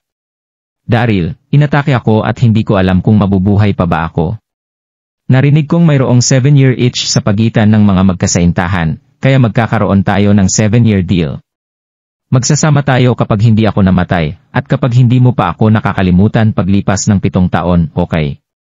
Kapag hindi pa rin ito nakalimutan ni Daryl paglipas ng 7 taon, nangangahulugang mahal na mahal niya ang babae, at wala itong pakialam sa pangit na hitsura ni Lily. Hindi. Sigaw ng paos na boses ni Daryl. Ayaw ko ang 7-year deal na yan. Gusto ko ngayon na. Gusto na kitang makasama ngayon. Pero hindi ito pinakinggan ni Daryl, kinagat niya ang mga labi bago magsalit. Hubby, naroon lang ako sa beach, mag-aantay sa'yo paglipas ng 7 taon mula ngayong araw. Tinakpan ni Lily ang kanyang bibig at tumakbo palayo nang magsimulang tumulo ang kanyang mga luha. Lily! Lily! Malakas rin ang paghikbi ni Daryl ng sandaling iyon. Lily, ayaw kong mag-antay ng 7 taon. Ayaw kong, sigaw ni Daryl. Pero nakalayo na si Lily. Nanatiling nakatayo si Daryl at naramdaman nito na para bang sinaksak ang kanyang puso. Dahan-dahan niyang pinakalma ang sarili bago huminga ng malalim at nagdesisyong irespeto ang desisyon ni Lily. 7 taon. Hindi naman masyadong matagal iyon at parang isang kisap mata itong lilipas. Lily, hindi na magbabago pa ang nararamdaman ko para sa'yo. Pupuntahan kita sa beach paglipas ng 7 taon. Tiningnan ni Daryl ang palayong tumatakbo na si Lily ng sandaling yon at patagong bumulong sa kanyang puso bago nagtungo sa Carter Mansion. Ang pinakaimportante sa sandaling iyon ay ang mailigtas si Little Fairy sa Carter Mansion gamit ang Dragon Essence. Makalipas ang 3 oras. Matinding pinagpawisan si Daryl, pero nagawa nitong matunton ang Carter Mansion. Young Master. Napansin ng isang bantay ng entrada, ang kakarating lang na si Daryl, sabik itong sumigaw. Nagbalik na si Young Master. Bumalik na siya. Biglang naging buhay ang tahimik na pamilya Carter. Bumati kay Daryl ang mga tauhan at tagapagsilbi. Na kay Little Fairy ang isipan ni Daryl at halos hindi nito binalik ang pagbati bago ito nagmadaling pumunta sa likod ng bahay. Napansin nito ang tahimik na nakahigang si Little Fairy sa crystal coffin habang nakapikit ang mga mata nito. Mapayapa ang ekspresyon ng mukha nito na parabang natutulog lamang pero maputla ang mukha nito. Irene! Sabay ang naramdaman ni Daryl na sakit ng puso at pagkasabik. Mabilis nitong inangat ang takip ng crystal coffin at maingat na nilabas si Little Fairy. Little Fairy, nakuha ko ang Dragon Essence.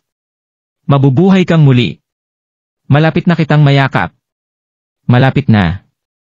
Inilagay nito ang Dragon Essence sa bibig ni Little Fairy nang sabihin niya iyon. Matyagang naghintay si Daryl. Halos 2 buwan nang nakahiga sa crystal coffin si Little Fairy at kasing lamig ng yelo ang katawan nito dahil sa 1,000-year-cold jade. Pero hindi ito mahalaga para kay Daryl habang mahigpit ang yakap niya sa babae at umaasa. Ula! Lumapit ang grupo ng tao ng sandaling iyon. Ang mga ito ay sina Zoran Carter at ang asawa nitong si Susan. Naroon din sina Debra Gable, Jewel, Yvonne Young, Sarah, at iba pa. Agad silang lumapit nang marinig na dumating na si Daryl. Napagtanto nilang dalaan ni Daryl ang Dragon Essence nang makita nila ang lalaking yakap si Little Fairy. Tumahimik sa buong kwarto, walang nagsalita. Nakatingin ang lahat kay Little Fairy at nag-aatay na may mangyaring himala. Nagsimulang uminit ang katawan ni Little Fairy matapos ang mahabang panahon, sa wakas ay mahina itong dumaing at nagsimulang imulat ang mga mata. Irene! Natuwa si Daryl at sumigaw ito bago tuluyang niyakap ang babae. Daryl. Nanghihina pa rin si Little Fairy at hindi pa ito masyadong natatauhan pero pinilit nitong umayos nang marinig ang boses ni Daryl. Labis na natuwa at nasorpresa si Little Fairy nang mapansing totoong si Daryl ngayon. Hindi ba't patay na ako? Bakit nakikita kita? Maliban kung patay ka na rin ba Daryl? Nasa underworld na ba tayo? PFFT, pinlano ni Daryl na magsalita ng mga emosyonal na bagay pero hindi nitong mapigilang tumawa nang marinig ang sinabi ni Little Fairy. Napakabait ng aking little wife, paano ito mamamatay ng mabilis? Nagawa kong kunin ang Dragon Essence at niligtas ka, silly. Haha! Nakaka-interest si Little Fairy. Napaka-cute ng pagkatao nito, hindi nakakapagtakang gusto ito ng lahat. Hindi rin mapigilan ng iba na tumawa nang masaksihan ang pangyayari. Nandito rin kayong lahat. Napagtanto ni Little Fairy na hindi lang sila ni Daryl ang tao nang marinig nito ang mga tawanan. Agad itong namula, hiniling and asana ay makapaghukay siya ng butas at magtago. Nakakahiya ang pagtawag sa kanya ni Daryl bilang little wife sa harap ng maraming tao. Agad na tinago ni Little Fairy ang namumulang mukha sa yakap ni Daryl. Lumapit si Sarah ng sandaling iyon at hindi nito naitago ang paghanga sa kanyang puso, kinausap nito si Daryl. Kapatid, talagang nakakahanga ka. Nakuha mo ang Dragon Essence. Ikaw. Sarah. Hinila ni Zoran ng babae bago pa nito matapos ang sasabihin. Nanghihina pa si Little Fairy dahil kakagising Elangin nito at kailangan niya ng oras para magpahinga. Huwag natin siyang istorbohin. Ngini siya ni Zoran si Daryl at lumabas ito ng kwarto habang nakasunod ang babae. Hindi na isang sikreto sa pamilya Carter ang relasyon ni Daryl at Little Fairy. Ngumuso si Little Fairy at inirapan si Daryl nang umalis ang mga tao. Daryl, bakit napakapilyo mo? Napakaraming tao ang nasa paligid natin. Bakit mo ako tinawag na ganoon? Napakaganda ng namumulang mukha ni Little Fairy nang magsalita ito. Malokong nakangiti si Daryl nang magsalita. Bakit? Ayaw mo bang maging asawa ko? Ako, lumambot ang mga tingin ni Little Fairy, at mas namula ito habang nakatingin sa maamong mata ni Daryl bago nito tinago ang mukha sa mga braso ni Daryl at mahinahong nagsalita. Gusto ko. Hindi mahalaga ang mga bagay na yon para kay Little Fairy matapos ang pangyayaring halos ikamatay nito. Gusto lang nitong makasama habang buhay ang taong kanyang pinakamamahal at hindi kailanman maghiwalay. Tumigil si Daryl ng sandaling iyon. Niyakap nito si Little Fairy at hinalikan. Ipinikit rin ni Little Fairy ang kanyang mga mata at binalot ang mga kamay sa lig ni Daryl. Naghalo ang katawan ng mga ito at naging isa. Kinagabihan ay nanigarilyo si Daryl habang nakaupo sa kama, nang biglang sumandal sa kanya si Lily at nahihiya nang nagtanong. Daryl, will you marry me? Kasing pula ng mansanas ang mukha ni Lily nang sabihin niya iyon. Naibigay na niya kay Daryl ang pinakaiingat-ingatan niyang bagay. Ang tanging hiling nito ay ang pakasalan siya ni Daryl ng sandaling iyon. Ayos lang sa kanya ang paghatsyan nila ni Debra at ng iba pa si Daryl. I will. Tumango si Daryl bago nito halikan ang pisngi ni Little Fairy. Irene, papakasalan kita pero pwede mo ba akong bigyan ng oras? HMM. Masayang tumango si Little Fairy at mabilis itong nagtanong. Gaano katagal ang pinag-uusapan natin? Gusto kong maghanda para maging pinakamagandang asawa bago ka pakasalan. Hinaplos ni Daryl ang buhok nito habang nakatingin sa bintana at saka bumulong. Please antayin mo ako ng 7 taon. 7 taon. Napagdesisyonan ni Daryl na kitain si Lily pagtapos ng 7 taon. Nang sandaling iyon ay magkakaroon ito ng magarbong kasal, kasama ang ilang babae. Gusto niyang pakasalan ang mga ito. Sige, aantayin kita. Tumango si Little Fairy bago muling halikan si Daryl. Mahigpit nilang niyakap ang isa't isa. Lumipas ang oras at lumipas na ang 7 taon. Ang main altar ng Incandescent Sex sa New World. Ang Guangming Peak. Mayroong cultivation field sa likod ng main hall kung saan nakaupo si Mateo at nakangiti. Isa batang lalaki ang magaling na nagsanay ng kanyang swordsmanship sa field. Magaling ang mga kamay nito at flexible rin ang kanyaing katawan, kaya naman kahanga-hanga ang kanyang swordsmanship. Ang gwapo at malinis na batang lalaki ay nasa edad 10 gulang. Makikita ang tatag sa mukha nito na hindi tugma sa kanyaing edad. Ito ay si Ambrose Darby. Si Ambrose at ang magkapatid na doon ay sinamba si Mateo Hanson bilang kanilang master, at naging huling alagad sila nito. Sa 3 alagad ni Mateo ay si Ambrose ang pinakatalentado, kaya naman mas lalo itong nagustuhan ni Mateo. Sa nakalipas na 7 taon ay halos na ipasa ni Mateo kay Ambrose ng lahat ng kanyang kaalaman. Isa pa, nagustuhan rin nila Ura Hanson si Ambrose, at naipasa niya rin sa bata ang maraming cultivation methods. Gusto rin nitong ihanda si Ambrose bilang susunod na Incandescent Sect Master. Mahal din ng magkapatid na doon ang kanilang kapatid. Masasabing mahal ng mga taga-Incandescent Sect si Ambrose, at itinuring niya rin itong tahanan sa nakalipas na 7 taon. Sa wakas ay tapos nang magsanay si Ambrose sa kanyang swordsmanship. Pinunasan nito ang pawis sa kanyang noo at tumakbo palapit kay Mateo para halikan ito. Master, kamusta po ang aking pagsasanay? Hindi na masama. Ngumiti at tumango si Mateo. Puno ng kabutihan at papuri ang mga mata nito. Ambrose, naituro ko na sa iyo ang lahat ng alam ko sa nakalipas na 7 taon. Nakapahusay na ng iyong swordsmanship at mga cultivation method. Pero wala ka pang karanasan sa tunay na buhay. Dapat kang bumaba ng bundok para makakuha ng mga karanasan. Talaga? Puno ng pagkasabik ang mukha ni Ambrose nang marinig niya iyon. Ilang taon nang hindi tumititigil si Ambrose sa pagsasalita tungkol sa pagbaba niya ng bundok at hanapin ang kanyang ina at amang kamahalan. Pero sabi ng kanyang master ay napakabata pa niya at napakahina, kaya hindi siya pinayagan. Pero maaari na ito bumaba ng bundok magmula sa sandaling iyon. Napangiti si Mateo nang makita ang masaya nitong ekspresyon, tumango ito. Oo, ang ibig kong sabihin sa karanasan ay hindi ang pag-aamok. Mayroong sinaunang battlefield sa hilagang kanluran ng Guangming Peak 50 kilometro ang layo. Sinaunang battlefield. Ang Enchanted Beast. Tumindi ang interes ni Ambrose nang marinig ang sinabi nito, at saka tumango ang bata. Hindi ako takot. Ngumiti si Mateo. Hindi lamang talentado ang paborito nitong alagad, natural din ang tapang nito, isang kaaya-ayang tao. Hindi nagtagal ay bumaba na ng bundok si Ambrose sa ilalim ng kaayusan ni Mateo. Narating nito ang battlefield makalipas ang kalahating araw. Noong unang panahon ay naganap ang labanan ng dalawang grupo ng mandirigma sa battlefield na ito. Napakaraming sinaunang battlefield sa New World na nooy binalot ng mga bangkay at sira-sirang sandata. Ang nasa harapan nito ang pinakamalaki sa lahat ng battlefields na yon. Gasp! Hindi napigilang magulat ni Ambrose nang makita nito ang sinaunang battlefield. Napakalawak nito, nasa 1,000 kilometro. Kita nito ang mga parte ng sira-sirang pader at tiles habang diretso ang kanyang tingin sa sinauna at naghirap na kapaligiran. Napansin din ng bata na maraming cultivator ang naghahanap sa hindi kalayuan. Malinaw na nandoon ang mga cultivator para sa Enchanted Beasts.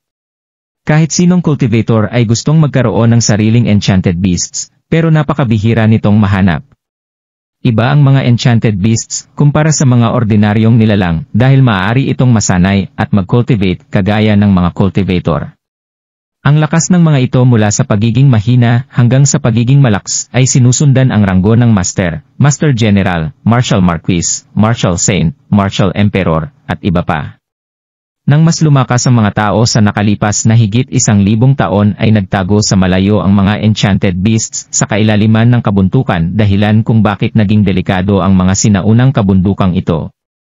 Maraming tao ang nagtungo sa mga sinaunang bundok para mamhanap ng Enchanted Beasts, pero marami sa mga ito ang hindi na nakabalik. Ito ay dahil ayaw ng mga Enchanted Beasts sa mga tao. Grupo-grupo itong susugod sa sinong manghihimasok sa kanilang teritoryo. Kailan lang ay may balitang nagpakita ang mga Enchanted Beasts sa sinaunang battlefield na ito, kaya naman maraming cultivators ang mabilis na pumunta at sinubukan ang kanilang swerte sa paghuli ng ilan sa mga ito. Pangarap ng lahat ng cultivators ang makahuli ng malakas ng Enchanted Beasts at mapaamo ito. Gusto rin ito ni Ambrose. Hindi na pinansin ni Ambrose ang ibang mga cultivator dahil abala ang mga ito. Nanghuhuli ang mga ito ng beast habang sinubukan rin ng bata ang manghuli ng para sa kanya. Hindi maitago ni Ambrose ang pagmamadali sa kanyang puso at mabilis nitong nilibot ang sinaunang battlefield.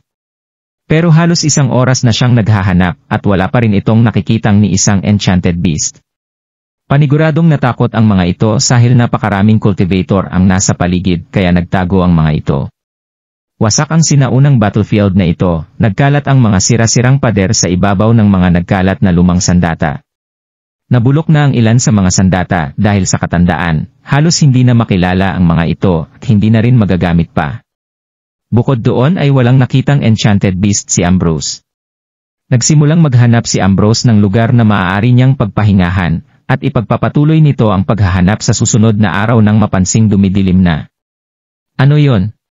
Nang sandaling iyon ay nagulat si Ambrose nang kanyang mapansin ang mga bitak sa bundok hindi kalayuan sa kanya. Nakakamangha ang maliwanag na ilaw na lumabas mula sa bitak. Hindi kaya'y mayroong ilang kayamanan sa bitak na yan? Curious na napaisip si Ambrose nang lumapit ito. Napansin niyang ito ay entrada ng madilim at malalim na kuweba. Kahit na isang bata si Ambrose ay matapang ito. Hindi ito masyadong mag-isip ng sandaling iyon bago lumakad at sinundan ang bitak. Makitid ang bitak pero sapat na ang lawak nito para sa isang 10 taong gulang na bata. Gasp! Nagulat si Ambrose nang pumasok siya sa kuweba. Napagtanto nitong napakalawak pala ng loob nito at halos kasing laki na nito ang Guangming Peak. Sa kanyang harapan at mayroong entablado na 10 metro ang taas at balot ito sa lumot na nakapagpasinauna ng hitsura nito. Tumira si Ambrose sa incandescent sect sa loob ng 7 taon at marami itong binasang libro. Alam niya na ang nasa harap niyang entabladong bato ay ang pinakamaaaring siyanunang altar. Naniniwala sa pamahiin ang mga sinaunang tao at pinaniniwalaan ng mga ito na mayroong Diyos ang bawat kabundukan. Nakalibing ang entrada ng ritual altar matapos ang milyong taong pagkabagabang. Ngunit pumasok ang liwanag sa sinaunang ritual altar dahil sa mga bitak. Sush! Nang sumunod na segundo ay nagulat si Ambrose nang napatingin ito sa ritual altar. Mayroong napakalaking bakal na martilyo na nakahiga sa altar. Mayroong habang 3 metro ang martilyong ito at naglalabas ito ng espiritual na kapangyarihan. Napakalaking martilyo. Bahagyang lumundag si Ambrose sa ritual altar matapos ang ilang segundo. Hindi maipaliwanag ang gulat nito habang nakatayo sa harapan ng martilyo nang mapansin nito ang mga sinaunang pagsulat sa pinanggalingan ng martilyo, mayroon ding nakabalot na kalawang dito. 2 salita ang nakaukit sa hawakan ng martilyo. Tyrant Hammer. Nagulat si Ambrose nang maramdaman nito ang malakas na puwersang inilabas ng bakal na martilyo. Tyrant Hammer. Maaaring isa itong kayamanan. Sobrang nasabik si Ambrose, hindi ito masyadong nag-isip at gusto lamang niyang hawakan ang martilyo. Pero napakalaki nito at 3 metro ang haba. Halos hindi nito maabot ang hawakan. Gusto itong kunin ni Ambrose pero wala itong magawa ng sandaling iyon. Nasa harapan na niya ang kayamanan pero hindi niya ito makuha. Hindi mapakaling napakamot ng ulo si Ambrose at tumingin sa Tyrant Hammer bago mapait na bumulong. Tyrant Hammer, o Tyrant Hammer, kung liliit ka lang. Paano kita mabubuhat kung napakalaki mo? Kahit na mas matured si Ambrose kumpara sa mga kaedad nito ay 10 taong gulang pa rin ito, may pagkaisip bata pa rin, kaya naman mapaglaro ang pagkakasabi nito sa mga salitang iyon. Hindi nito inakala na mayroong nakakagulat na mangyayari matapos nitong bumulong. Katsa! Narinig ang isang malutong na tunog bago magsimulang lumiit ang Tyrant Hammer na kasing laki ng palad ng isang tao bago bumagsak sa kamay ni Ambrose. Gasp! Nagtaka si Ambrose. Gulat na gulat ito.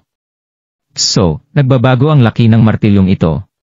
Naramdaman niyang gumulo ang kanyang isipan nang matagal niyang hawak-hawak ang Tyrant Hammer bago tuluyang matauhan at masayang nagsasayaw. Haha! Kayang magbago ng laki ng martilyong ito. Isa itong kayamanan. Nakita ang pagkaisip bata nito nang nasabik niyang inilagay ang Tyrant Hammer sa ritual altar, kumikinang ang kanyang mga mata. Tyrant Hammer, kaya mo bang lumaki? Napakalaki. Puno ng pagkasabik at pag-asa ang mga mata ng Ambrose. Buzz! Sumabog ang napakalakas na aura mula sa Tyrant Hammer ng sandaling iyon. Patuloy ang paglaki ng Tyrant Hammer. Dumikit ito sa tuktok ng kuweba sa isang kisap mata, pero hindi ito huminto sa paglaki. Sa wakas at tumaas ito ng 200 metro, at nakakamangha itong nakatayo na parang bundok. Wow, nagulat si Ambrose nang makita niya ang 2 metrong taas ng Tyrant Hammer. Nasorpresa ito at hindi nakapagsalita. Tyrant Hammer! Tyrant Hammer! Lumiit ka! Sumigaw si Ambrose nang subukan nitong pigilan ang pagkasabi. Sush! Agad na kumalahati ang laki ng Tyrant Hammer. Malaki pa rin, Tyrant Hammer. Lumiit ka! Ang pinakamaliit na maaari mong maging laki. Nakatingalang sabi ni Ambrose. Sa inaasahan, lumiit ito na para bang karayon ay lumapag sa kamay ni Ambrose. Magandang kayamanan. Magandang kayamanan. Tuwang-tuwa ni Ambrose habang hawak nito ang martilyo. Gusto niya itong laruin. Wala itong mahanap na enchanted beast, pero bigla niyang nakita ang Tyrant Hammer. Isa itong hindi inaakalang sorpresa. Pero nakarinig ito ng mga yabag mula sa kanyang likuran. Mabilis siyang lumingon, nag-iba ang kanyang ekspresyon. Nakita nito ang maraming cultivator, hindi niya alam kung gaano na ito katagal na nakatayo doon.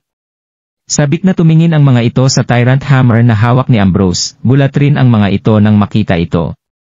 Malinaw na naging napakalaki ng martilyo at lumabas ito sa kisam ng kuweba, na nagdulot ng gulo at nakuha ang atensyon ng lahat.